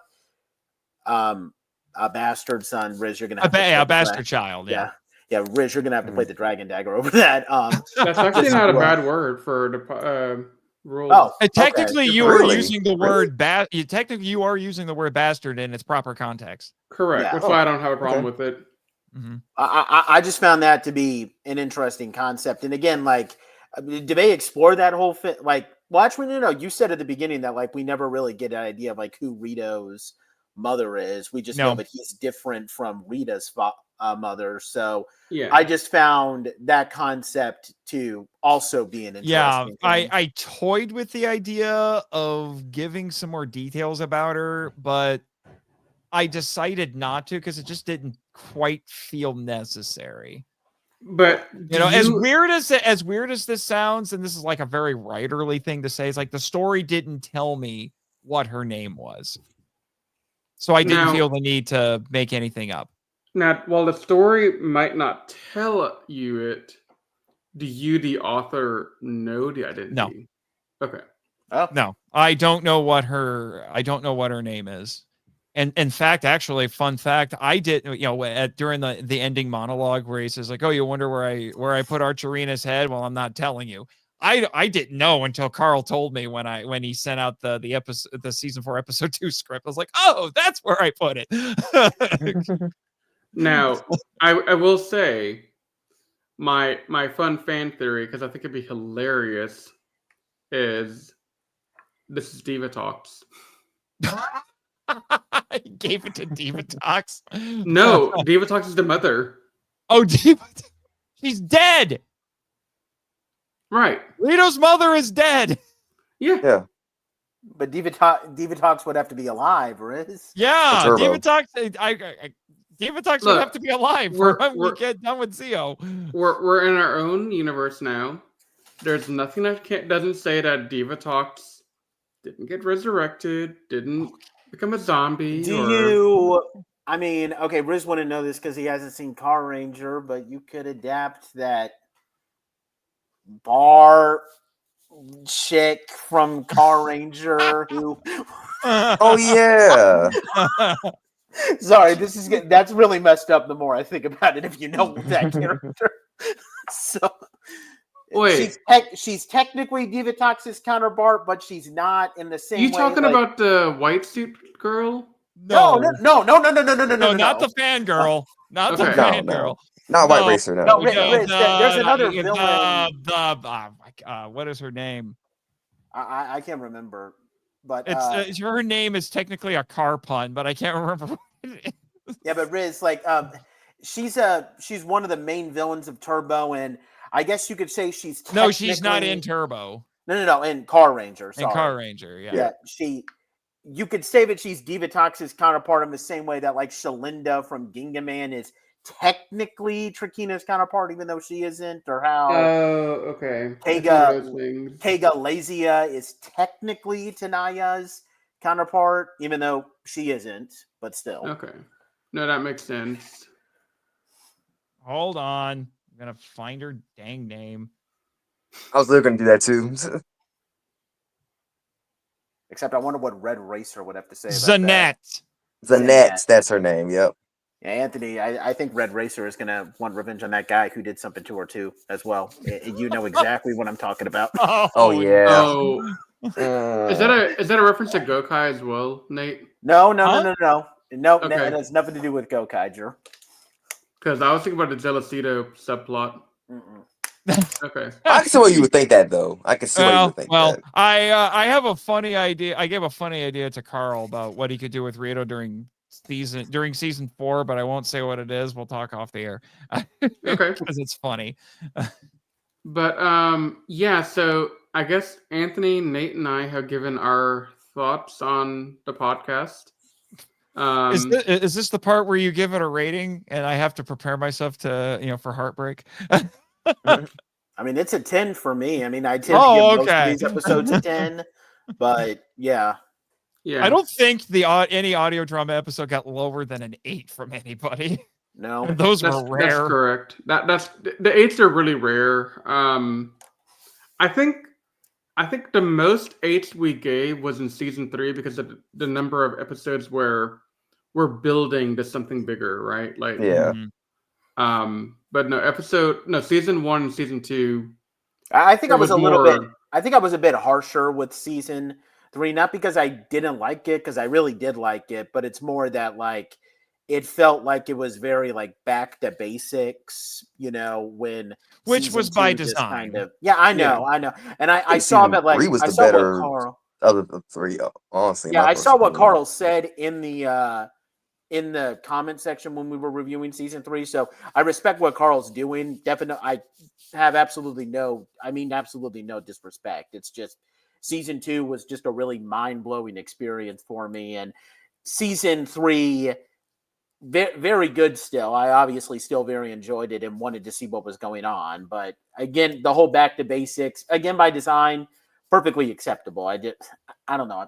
I'm probably not making that much sense right now, but I will say, Nate, that I don't think you've seen Zeo episode 1 yet, right? Oh, I have. Oh, you've listened? Okay. Okay. Yeah, I think Zeo episode 1 is going to be. It's going in a really awesome direction. Yeah, 100%. In a way that I didn't fully expect some of the things that I saw in there, but that's a story for another time. Yeah, same here. Although they use a song in the first episode that really got me hyped when I was listening to the action scene, because all those Mighty Morphin has a bunch of songs that Ron Wasserman composed for the Unmore fight scenes, and they use Fight in that in that episode. Fight is probably my favorite out of all of them. Maybe that is a really good one. Maybe We Need a Hero. I might feel tempted to make that, but it's either Fight or We Need a Hero. Win is my top favorite song of theirs. I will win. Yeah. Yeah, well, and my big joke now, with Rito's new status quo is I'm a Terminator, mother trucker, because it's really Nice. when I like he's a Terminator now. I need one of the Rangers to call him the Rito-nator as a joke at some point. Anyway, Anthony, Yes. ratings. I didn't know if you gave yours.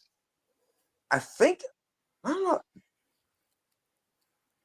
Don't be afraid of breaking my heart. It's okay. No, I was gonna I was gonna probably score like maybe an 8 or a 9, but I just wasn't sure of like which, like, because there wasn't really anything bad. Like, oh my god, like this is. I pretty much enjoyed it, like every moment of it. It's just I'm torn. Mm-hmm. I mean, you can do the split and go with an 8.5. I'll go with that. I will accept that. Yeah, and I think the reason mine is a 10, one, because the writing was really good, but two, I am a huge Rito head. Yeah, that's what I. Yeah, that is my name for all of the Scyther Rito fans. Like, I call them Rito heads. You could do a podcast episode of Rito in the apartment on the couch watching Newsline or something, and I would still listen every week just to hear Rito's commentary on the news. Yes. Oh my god. It'd be something like, what are those people doing in the Middle East over there? That's kind of weird. If I were out there in the Middle East, Rito would just, every time there's a war, Rito's just be like, if I was there, I'd end the war by killing everybody. Yeah. Yeah. So I mean, that's just kind of my thing is I'd follow Rito through any storyline basically. So well, then you're going to be happy to find out that. Well, he's basically going to be the main villain in an upcoming Master Rider episode because Shane can't help himself. Excellent. Awesome. Because it's canonically during season 3 before he gets stabbed in the chest. Yeah, because a lot does happen before that anyway. So I can see Master Rider still doing more stuff with him. Yeah. Right. Right. And Shane has also told me that he has like other ideas that he wants to do with Rito because I was like, even though Rito is dead, nobody will let him stay dead.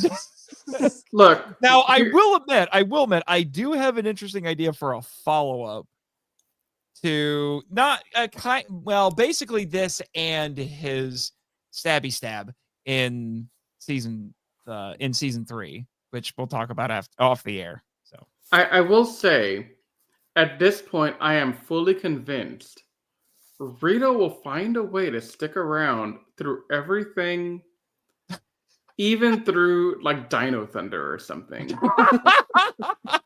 He will find it's like that saying in Jurassic Park. Life will find a way. Rito will find a way. Life finds a way. Rito finds a way. Oh my gosh! I mean, look, can you imagine like he randomly shows up in space, and I'm one of the cast members for In Space, and depending on which one I am, it could get really weird. Or it'd be even funnier. Tommy's at Roofside teaching the first day of school, and lo and behold, there's Rito in the window watching them do their class. Just look, the Z wave went off. Rito missed it somehow, and he's just wandering around, appearing in the background of certain different scenes and different seasons. And he appears in Cosmic Fury. He's like, Ed, you're not dead. Or when Robo Rito comes back, he's like, Sis. I think that kind of stuff would be really funny if we could make. I was a robot too. I know I'm a robot too. Yeah, actually, that was the funny thing when I sent the script out to Jeannie for Rita and to Tony for Villius. And they both told me, it's like, I have told them that they had just the day before had recorded their death scenes for season 3, and here they are playing these characters. Jeannie specifically told me that. It's like, yeah, last night I recorded Rita's death scene for season 3, and here I am again. I will admit, I have one regret with that. What's that? I had an opportunity to give her a classic Rita line that Carl never used. And I realized, like, there was a moment at the end of this episode I could have given it to her and it would have worked.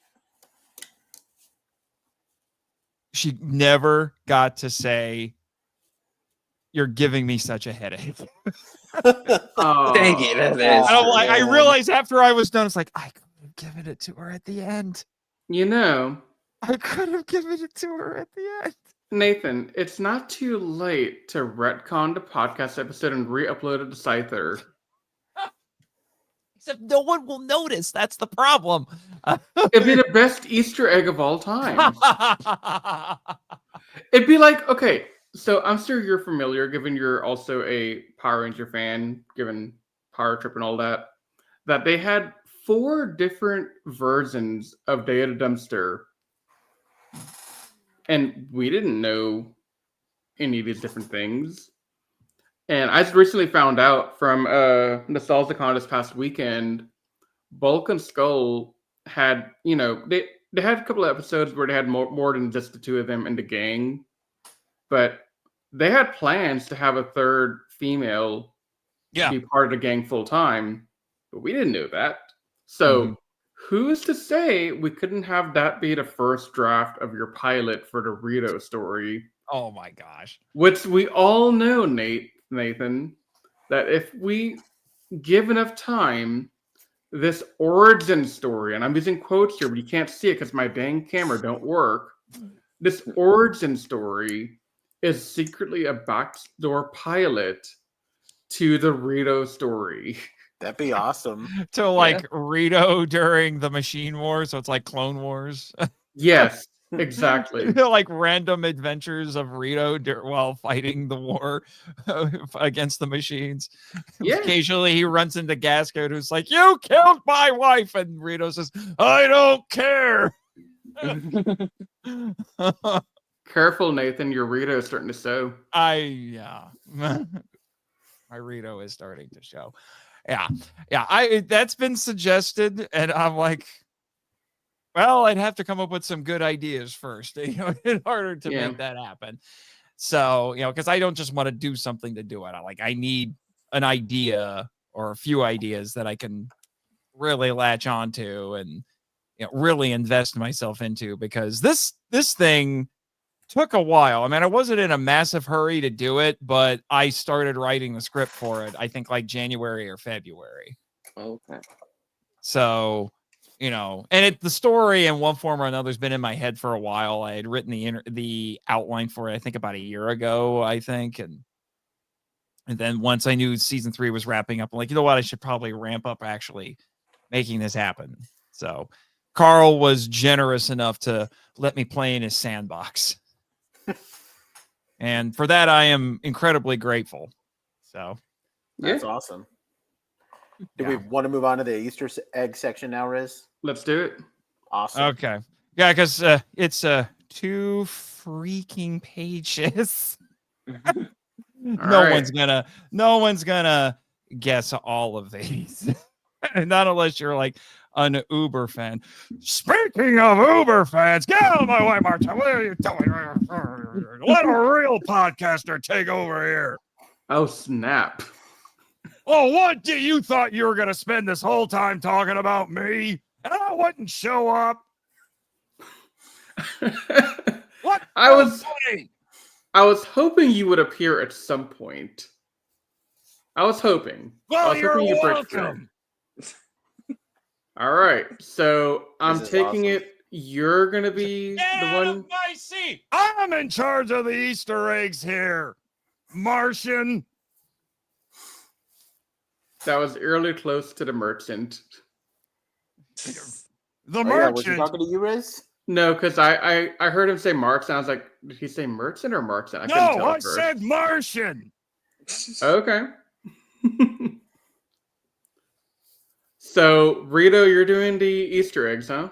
That is exactly what's happening here. In fact, we're gonna turn this into a game show.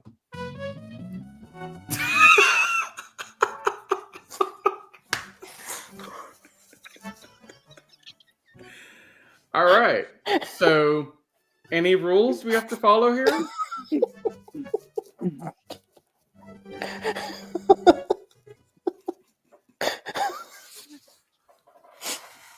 Sorry. You need a minute?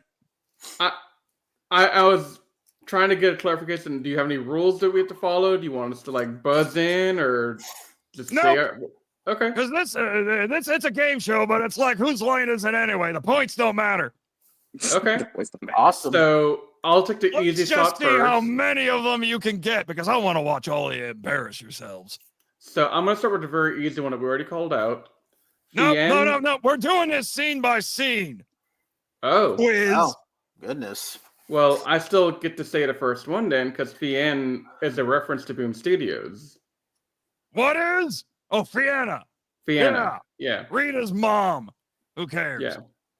Okay. Yeah. But that's her mom from the Boom Studios comics. I think Martian read a few issues of it just to make sure, even though it's really just a couple of name drops.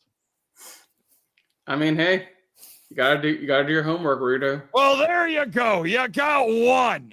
There's 6 in that scene. What else you got? Rito's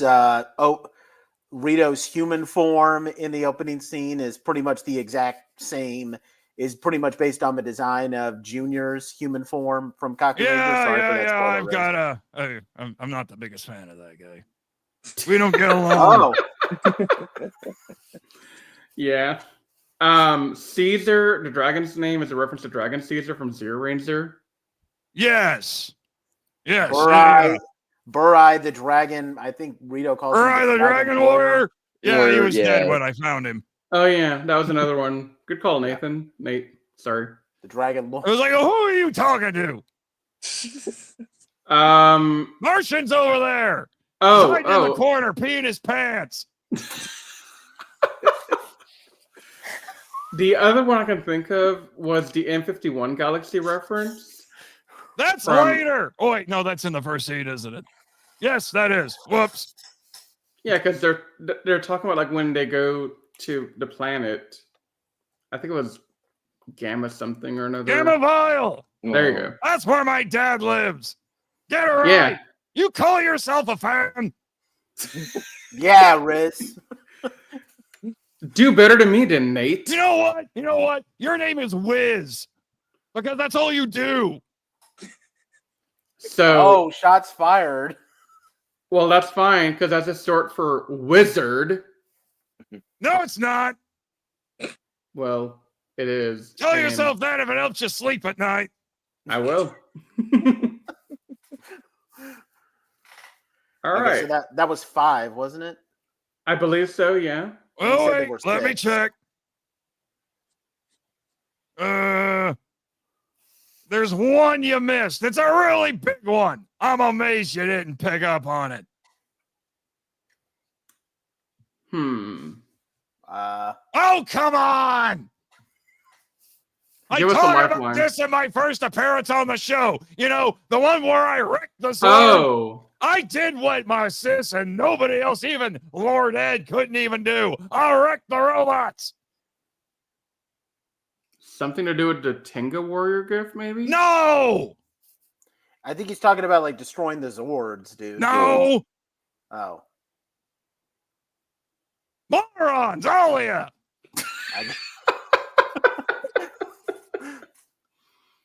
Anthony, come on, man. You got this. You haven't said anything, Anthony. I honestly do. I don't remember, honestly. Oh, shut up, Boney. Hey, I'm Boney. You're Boney. I mean, Anthony is skinny as But it rhymes. Okay, that's fair. You got nothing? The entire scene is a reference. It's the entire scene is a reference. That entire first scene is a reference. To what? the part about Rito wanting to kill his dad, or the part about the No! dragon? The dragon and the birthday. I talked about that in Ninja Quest Part 1. I told Sis, hey, remember when we were growing up and you got a dragon for your birthday and it burned down the castle? Oh, okay. Okay, that's awesome. That's really And good. you call yourselves fans. I failed my fandom. You have failed this fandom. I mean, 5 So out of this 6. dishonor on me, dishonor on my cow, dishonor. Dishonor on your Dishonor Sentai on your suit. big ugly face. Well, damn. So 5 out of 6. Yeah, 5 out of 6. C2, it's got 6. That's the one where I murdered my dad. It's so funny. It's so funny. I cracked myself up. So would this be where we first see the Doro come up? Yes. So that's Which- inspired by Kakuranger. Yep, the foot. And then of soldier. course the song I said earlier, that I mentioned earlier, was the ending song of Yes. Kakuranger. Yeah. Yes. Yeah. Yeah. Martian wants to take credit for that. What he doesn't want to mention to you is that I put my sword to his throat and said, you better say that. I also wrote down that I remember a reference to Dark Dimension being mentioned in here, which is Yes. from Mighty Morphin Yes. season 1. Dad threatened to banish me to the dark dimension Yeah. with It was with all of the fog machines. It was in season 2 at least twice as well. It was Yeah. originally in Green with Evil. Yep. And then we had it Goldie in the- picks a fight with, well, I don't even remember that Red Ranger. I didn't fight him. Just You some It was remember the random when- better guy. one. That's all I know. The You better one. remember It was what? the one I had to fight. He was a loser. Well, and the audio drama, he's the better one. Well, of course he is. Because Because he had Earl is way better of a writer. That's true. Yeah, that's true. Okay. Was let me that think. 3? Because we missed. I think that's Let 3. me check. Hold on. So you got Doros and you got Dark Dimension. That's 2. What about the song? What I song? mentioned Oh no, the song that was included with the Doros. Oh, well, then you got 7 Easter eggs. No, there are 6. There are 6 because everything with the Doros is considered 1. Okay, so Nate, I'm going to assume that some of these references to like the guy Katsu has something to do with Kakuranger, but I don't know anything about it. You're getting close. I think so. What? Was- Okay. was Go ahead, Junior Anthony. mentioned in this? What? What's the name, Gaikotsu is Ju- mentioned first in this scene. And here's something for you, you so-called real fans. Gaikotsu is actually in Power Rangers. Gaikotsu. Gaikotsu. Daikotsu. Gaikotsu. With a G, not a D. Hang on. No cheating. All right, no cheating then. Was it a? Is it a planet in Power Rangers? No. Okay. What does it look like when I get there? Dark. Grim. I'm Sad. going to die of disappointment. I mean, your skeleton's already. It coming out, looks so like your my mind's already- face. It's a skull. Oh, okay. It's the how he teleports then? No. No, the Skull Fortress. The Skull Fortress, there. The skull, my Yeah. dad's skull ship. Yeah. Oh, In- okay. Okay. In Kakuranger, it's also in there, but it wasn't a ship. It was like a floating castle. Mhm. That junior guy actually performed a song in it. He did. Oh yeah. Is The that guy why that you don't you like don't belong Junior? Use that name at your own peril. Is that why you don't like that guy? Because he sang a song? Yes, he has a band. I don't like it. I started my own band in response. The Snarky Boneheads. Who's your lead guitarist? Me. Who's the drummer? We're not talking about this. Moving on. What else? You barely got that one, and it was only with help.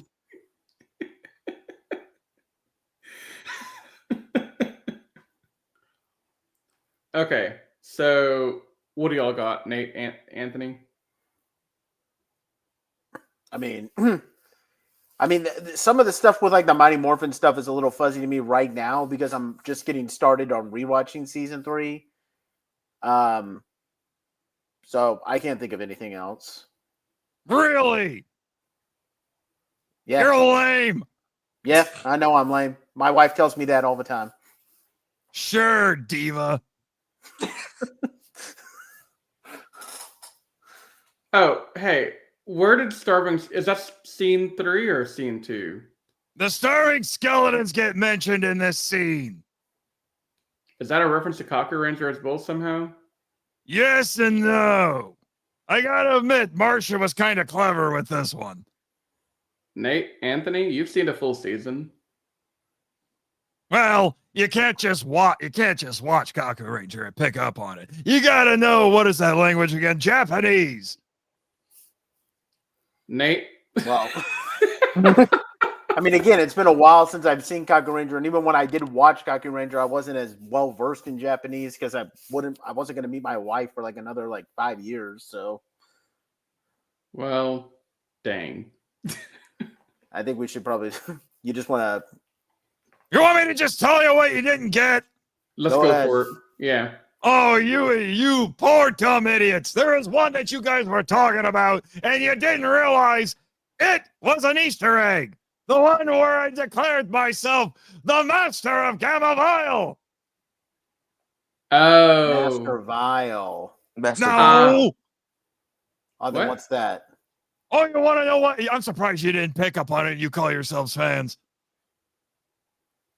I did something that Lord Ed never did. I stole one of his lines.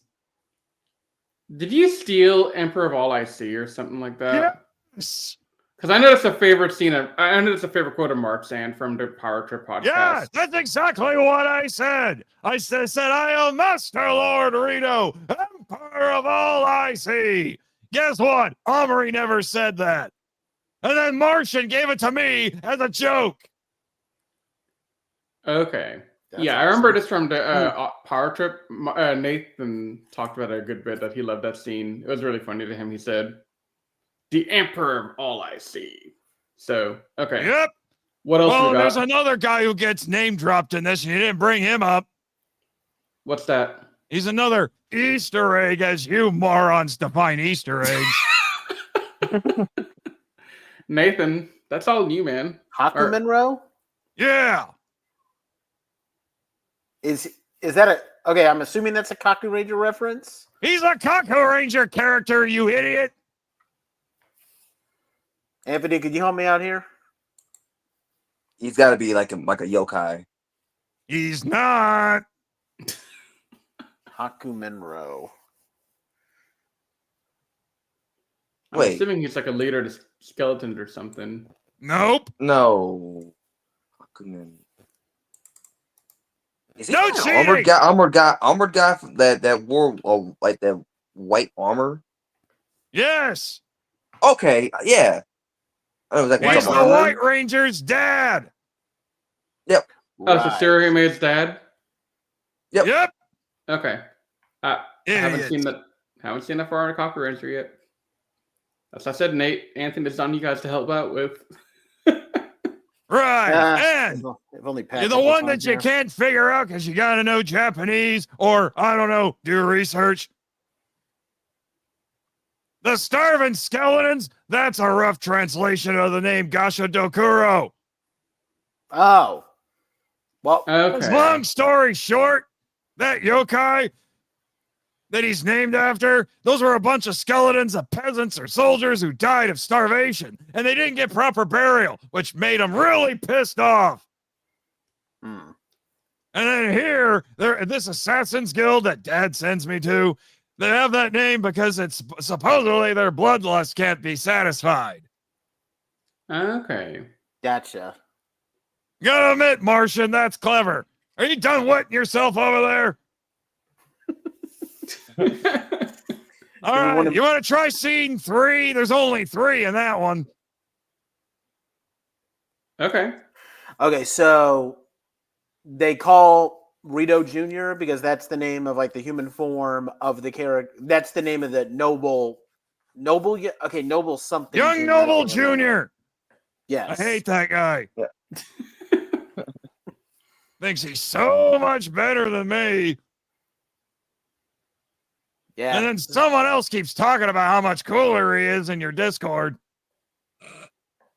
Oh, well, that kid is wrong, clearly. Of course. See, we at least agree on something here, Wiz.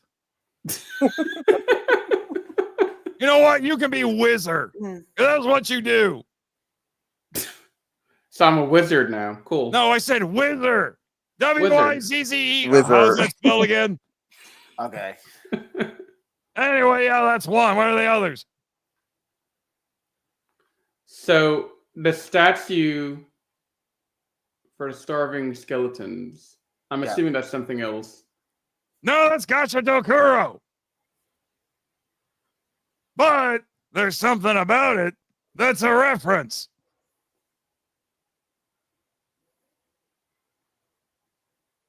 You moron, it has glowing red eyes just like my avatar. It's isn't it a reference to Rito's design? Yeah. And it has glowing red eyes, just like the avatar I'm using right now, because that's my first shot in the show. Oh, so we're talking now about Rito's first appearance in Ninja Quest then. Uh-huh. Okay. Okay, so that's 2. Uh-huh. And then obviously the mask is the face of Gacha Dokuro. So there you go. And there's one more. It has nothing to do with the Machine Empire, right? Nope. No, because I think that's a later scene. Yeah. No, this is when I show up and I get berated by my real dad. I hate that guy.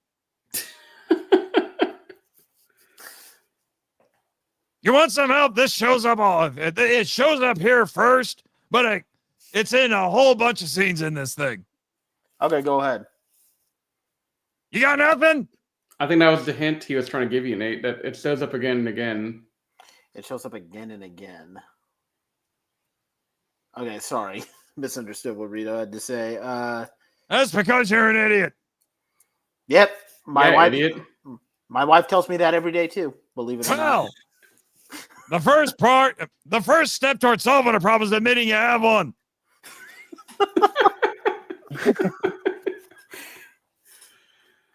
By the way, if Mrs. Dessa is listening to this podcast, I'm not trying to take any jabs at you. Just, it's a joke, baby. I smell a divorce in your future. Kind of like my parents. Okay, let's talk about a hint some more. Anyway, Rito. what's the other one? You got nothing? You got nothing? It's the song of Gacha Dokuro. Oh, that starts here? I thought it started later. Nope, it gets mentioned here. Okay. Yeah, I thought that was like... I looked it up earlier before the podcast began because I was curious on the song in the background. Mm-hmm. Oh, that's later. Oh, that's later. That's later when it actually gets played. Okay. But what Martian did here is he found a couple of different translations of Junior's character theme from Kakuranger, the one he performs in episode 23. Mm-hmm. It's called Koro no Kakoshi, means the Black Prince, and the Black Prince is the name of the founder of the Starving Skeletons. Yeah. You know, he performs it as a ritual to summon his dad. Yeah, I remember that now. So there you go. All right, cool. That should have been an obvious one, but I'm dealing with a bunch of fake fans here. All right. Then for scenes 4 and 5, because 5 is really short, there are 5. There are 5. So this is when Hakumenro, Hawkman, whichever name, Hiccup Menro, where does this begin he sends me on my mission. Okay. And then I have to talk to a cog. So this is when we start getting to the Zeo material, meaning Artserena's first debut. There you go. Yep. Because by your definition of Easter egg, apparently she counts just by being in this. The name. The arena. This is before the arena. So Rito's disguise name is a reference to the voice actor. For it's Rito? Pappenbrook. Yeah. Pappenbrook, yeah. Yeah. Oh, it's a double reference. You only got half of it. Is it the Japanese voice actor too? Kenichi Endo, who played Junior. Okay. Okay. Endo Pappenbrook. That makes sense. Congratulations, you're not a complete idiot. And then Thanks, I guess. I believe Tridor is in Zeo. Uh-huh. But he's a reference within a reference. Oh, that's gonna be a headache. What's your sister's really Like good your at, by the sisters. way. Yeah. Yeah, I'm amazed I didn't give her one at the end of this. You didn't try hard enough then, dude. Apparently not. But what's the other one? With Tridor. Wait, are you saying that? Okay, I know Tridor was physically played by. It probably has nothing to do with that. He was the lizard guy, right? Yeah. Yes. No, he wasn't.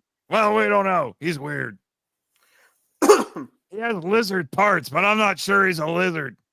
In the original show, anyway. I mean, he was reptilian. No, he wasn't. Look up pictures. Well, he had a human face, but he was wearing like a lizard-like costume. Uh-huh. And he was physically played by okay. Koichi Sakamoto. Uh-huh. So the entire Tridor is a reference to King for a Day. Yeah. You're not quite there. The Saliguana, you fools. Oh, yeah, because his suits were... Part of Tridor's suit was from Saliguana. Uh-huh. From the episode Putty on the Brain. Yep. They cannibalized that suit to use for Tridor. See, I didn't know that. Yeah. I knew about that part. I guess I didn't pick up on it. Just call me complete moron over here, so yeah. Oh, yeah, at least you admit it. So yeah, that was the idea. Saliguanas are actually running wild on planet Horath, and Tridor killed one, and now he wears his hide. Horath was the homeworld of Tridor then? Uh-huh. Okay. From Cake for a Day. Is that, that's in Zeo then. Yep. That's where the arena came from. Okay. So you got most of those. There's one more. It's kind of related to the Saliguana and Tridor.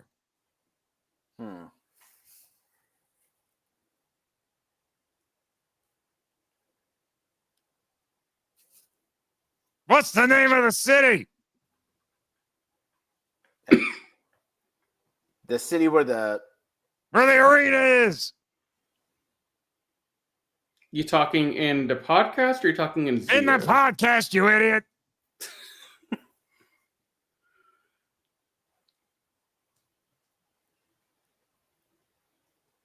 This silence is making me awkward. Yeah. What? I don't remember. You said its name. Tridor? No. No, it can't be Horath. No, Horath is the planet or homeworld. Let's see. We talked about Pappenbrook. We talked about whatever the Japanese voice actor's name was. It's related to Tridor.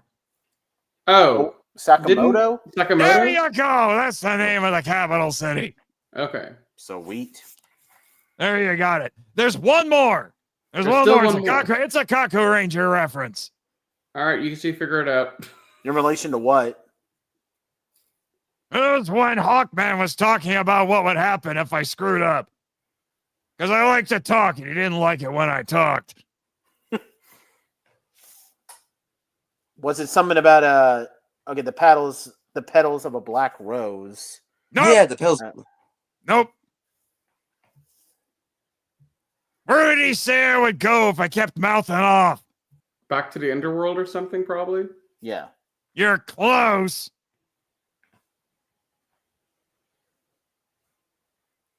Where did the yokai come from in Kakuranger? What? They came from a gateway that separates the yokai world. What from the is human it world. called? You, the guy who's only seen a few episodes, you can answer this one. The seal door. There you go. Yeah. You Okay. finally got it after a bunch of coaching. I don't even know if it counts. I All mean, the information was there. All right. Then let me see. Martian's got scenes 6 to 8, which is everything, which is the arena, and then everything before I have to fight my real dad. And he has 4 of them. Okay, so Is this in the fight with the arena? Yes. Okay, I know that there are there's a aside from Aldor and Aldor, and even if this doesn't Altor count, with a T. Learn how to talk. That is the name of the monster that Jason fights in the arena in the Zeo episode King for a Day. There you go. And then there was also a reference to the monster that attacks Rito in the arena is a Verox bounty hunter, which appeared in it was in an episode of Zeo. I think it was episode 32. Do I Know You? I think it was called. Yeah, but he had a name. Verox is the name of his species. Borax, yes. Borax, there you go, which is also apparently a detergent. Is it really? Look it up. Hang on. You didn't know that? Martian walked into somebody's house and saw that sitting over their washing machine. I've never seen this before in my life. Wow. Okay, Oh, yes, wow. Borax was Wow, in Do I Wiz. Know You? And then the several other Veroxes showed up in Revelations of Gold. Yep. There was also they mention I can't remember all the one they mentioned a bunch of Zeo monsters of the day. Drill Master being Mechanizer. one of them. Yep. And one more. Okay, Mechanizer, Drill Master, and who was that other one? You only got 2 out of the 3. Riz, do you know that? Dude, if I knew it, I would have told you already. Okay. Defector. Oh, okay. Defector. Okay. Yeah, you only got 2/3 of that one. I don't know if I agree with this one here. Let me see. Which one? It just says several characters throughout the episode reuse lines they said on the TV show. And those characters include yours truly, Master Hilius, Borax, and Altor. Did you notice any of those?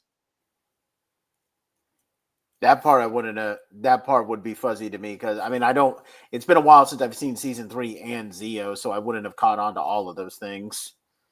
Well, all you'd have to do is look up these characters on the Ranger Wiki and you would see their lines sitting right there. Because that's what Martian did. Okay, so hang on. You're saying that several lines appear in this from Zeo? That are from the shows. I say lines said by Mr. Pappenbrook in this. How does that make you feel? Honored. What are you talking about? I love that guy. So if you could pick between him and Marchand, what would you pick? Oh, I'm taking Bob. Okay. Good choice. Because Martian, how big is that bladder? He still unloaded it in that corner. But here's an example. And this is at the end of the episode. And this is actually from Ninja Quest Part 1, where I say, what do you think of your baby brother now? Oh, I like that. Yeah. All right, scene 9. That's when I have the big fight at the end. There's 4. Big fight with With Hiccup Monroe and Hack and Slash Man.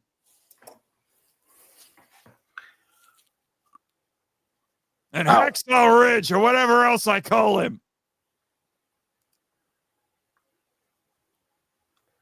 Okay. I mean, this gives the story on how Rito... One of these is a really deep cut. None of you are going to get it. Not unless you were collecting Power Ranger toys back in the day. I definitely wouldn't have been doing that.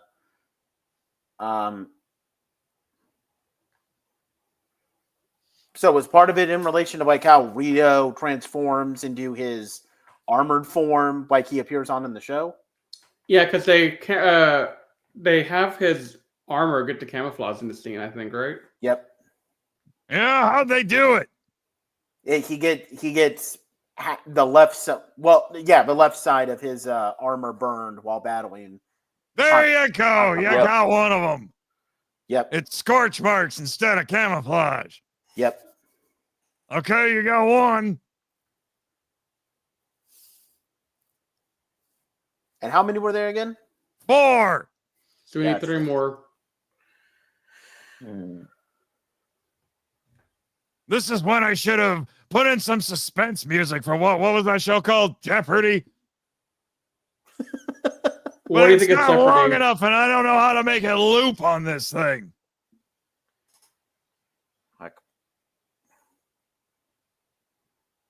Do you know any? I mean, I don't know. This has been a lot more. All right, you want a hint? Yeah, like Go You ahead. want a hint, morons? Go ahead. for it. What did Hack and Slash Man tell me he was going to do to my bones if he killed me? What? put them in the weapons? No, what do you do to my bones after he killed me? It was right after I said not bad for a bag of bones, which is actually from the original show. Feed him to some monster, right? Uh-huh. I'm gonna bet it's some kind of Zeo monster today. Closer. Is it related to Kakuranger? Nope. No, it's a Zeo monster today. Okay. Gotta give up. Probably on that one, yeah. What's the name of the The monster? Midas Hound. Oh my god. And there's Nathan's facepalm. He's gonna feed me to the Midas Hound. That's from a Zeo episode called The Ranger Who Came In From the Gold. I should be fed to the Midas Hound after how I just messed that. I should be fed to the Midas Hound, Riz. Maybe I should. I hear he's hungry. All right. There's one that I really don't think. This is like a really deep cut. You're not going to get that one. But I'll give you a hint about the last one. It's actually a Lightspeed Rescue reference. Oh, crap. I remember thinking, did Nathan really do that? Shadow World, I think it was. Oh, he caught it. Yep. Because Shadow World, one of the many hell dimensions in Power Rangers. It's only a little confusing. we need to talk about it someday, Nate, by the way. Because there's All the way hell too many dimensions? Yeah. Do that in a podcast? We need to talk about that someday. Yeah, not to mention- How does hell work in Power Rangers, really? I mean, there's a ton of different confusing continuity bits that we could talk about, like how many different ways the dinosaurs all died out in Super Sentai. So, Yeah. But yeah. You know how the dinosaurs died? You ate 'em? Kill them. Yeah, okay. Did That's you eat a good way them? to go with continuity. You'd be amazed what can happen when you kill a random Time Force Ranger. Take his wristband. All right, so you got one more left, right? There's one more. You're not going to get it. There's no way. No way. Okay, what is it? Yeah. You're not going to get it. Then- There's a point where I call Hack and Slash Man the Not So Silent Night. Well, funny thing, Haku Monroe, whatever his name was, he's sort of in Power Rangers, but only as a toy. And the toy was called the Silent Night. Oh. Okay. Okay, that was pretty good. That's pretty. Yeah, never would have gotten that. I heard him trying to play the buttumts thing. Yeah. Is it not coming through? StreamYard sucks. Little bit. Maybe I should try this one. Okay, that came through pretty well. Yeah. All right. Last scene, there's one. Oh, I got this. Revolting and repulsive. I was laughing at that one. Congratulations! You don't suck. That was a pretty fun game. Yeah. Fun for you, maybe. It was fun for us. Wasn't fun for you? Totally. What was wrong, Rito? Actually, yeah, it was really funny watching all of you squirm. Hey, we got a good number of them. Yeah, but I'm not sure you're true fans or not. Well, what is a true fan, really? Really? Are we going to get philosophical about this? I mean, I'd love to hear your philosophical take on that. I like to Not hear really. I got better things to do. I love to hear Rito's philosophical takes on a lot of things, honestly, Riz. Hey, you know what? When Marchand's done doing whatever he's doing right now, we should have him start drafting a script for what? Rito cast? No, Rito. The world through Rito's eyes. And it's just Rito's philosophical rant about the world around him. The world's not ready for that. The world can be Doesn't ready have for to that. be. Man, he could have other people on his podcast. Like, Anthony, maybe you could get your good friend Jinxer to come and join him. Jinxer? Oh, yeah. He's a weirdo. I'm just glad you didn't suggest that other guy. Goldar? What other guy? No, Goldie's funny. Goldie's funny. Except for that weirdo old guy at the beginning of your episode. You're telling me that's Goldie? What the hell? That's Goldar. Yep. I don't believe you. I mean, it's Goldar. No, I'm not talking about Goldar. I'm talking about what you know who I'm talking about. Junior. The guy I don't like. Yeah, Yeah. I know. Junior sucks. Well, at least we agree on something. Yeah, totally, Rito. Junior sucks, and I haven't even seen him yet. Oh, really? Well, I guess I'm a little flattered. But yeah, I hate that guy. That's because you're an idiotic imposter. Okay, I am so done. I'm gonna find you, Junior, and I'm gonna do to you what Deadpool did to Wolverine. What the heck? Okay, I guess Rito is... It was good to have you on, Rito. Thanks a lot. Is Rito gone? I guess... Yeah.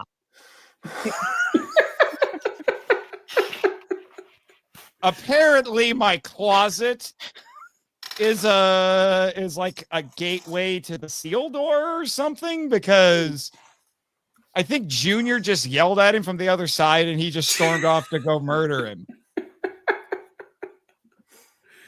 Fantastic. So, how you doing? You all right? He was totally lying about hiding in the corner and pissing myself. So, what were you doing? You think I'm gonna shove that weirdo skeleton dude out of the way? I'm not crazy. He has his bone sword. That's a good point. But do we want to wrap up here, Riz? Yeah, your longest episode ever. That's not the longest, but we're getting there. It's not. Well, I think our record's like 3.5 hours. Yeah. For what? When we used to take a lot longer to analyze analyze episode by episode, and when to do a lot more detail than we needed to. Yeah. Oh, okay.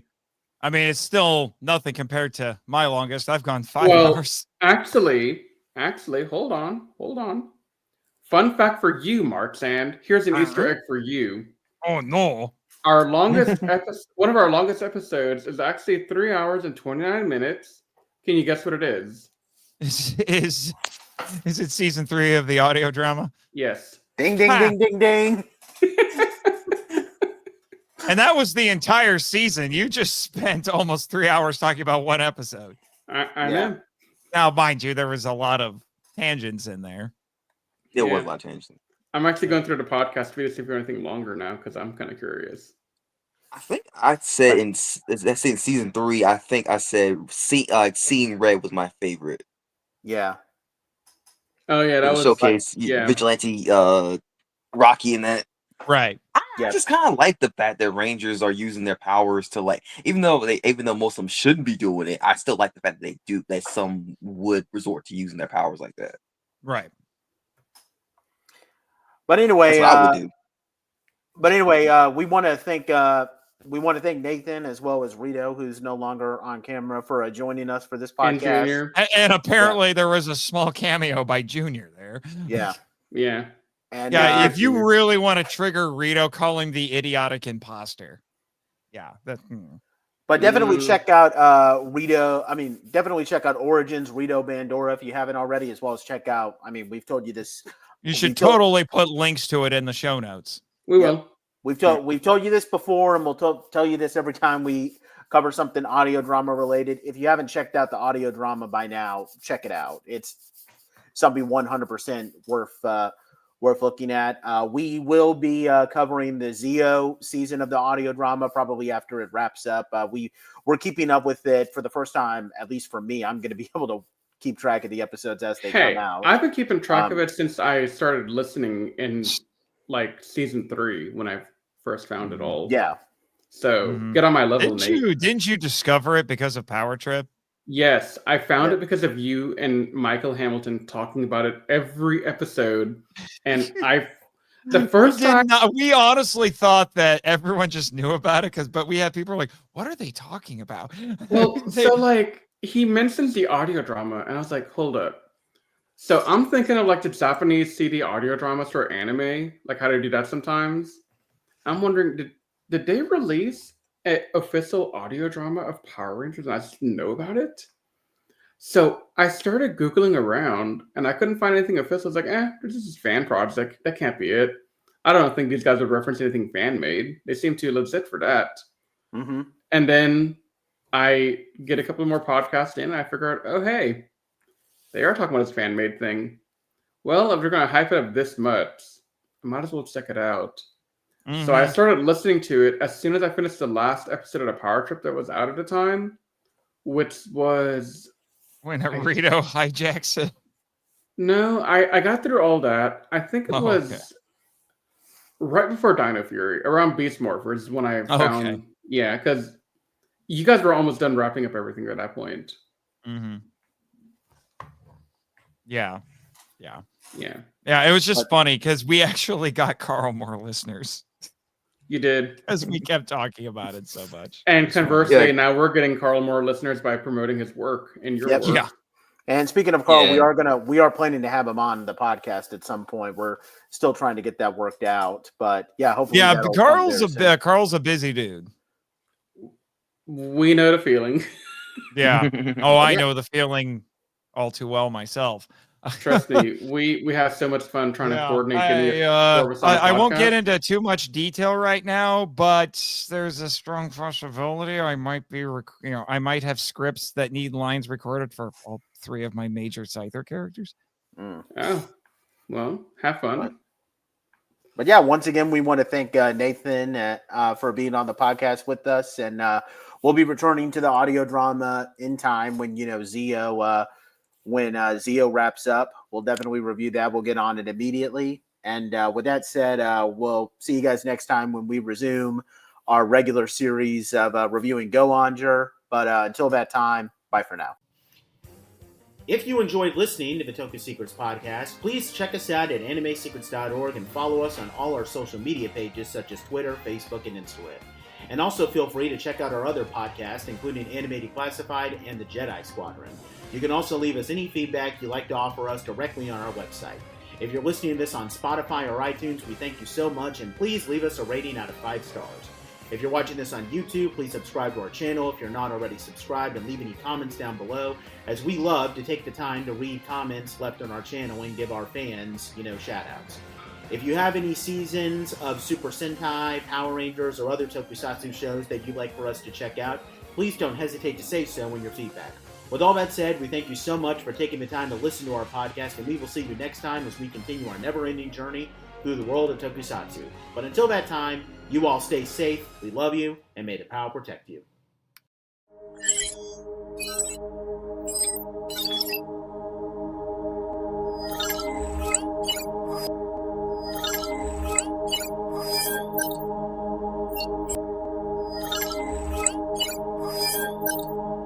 You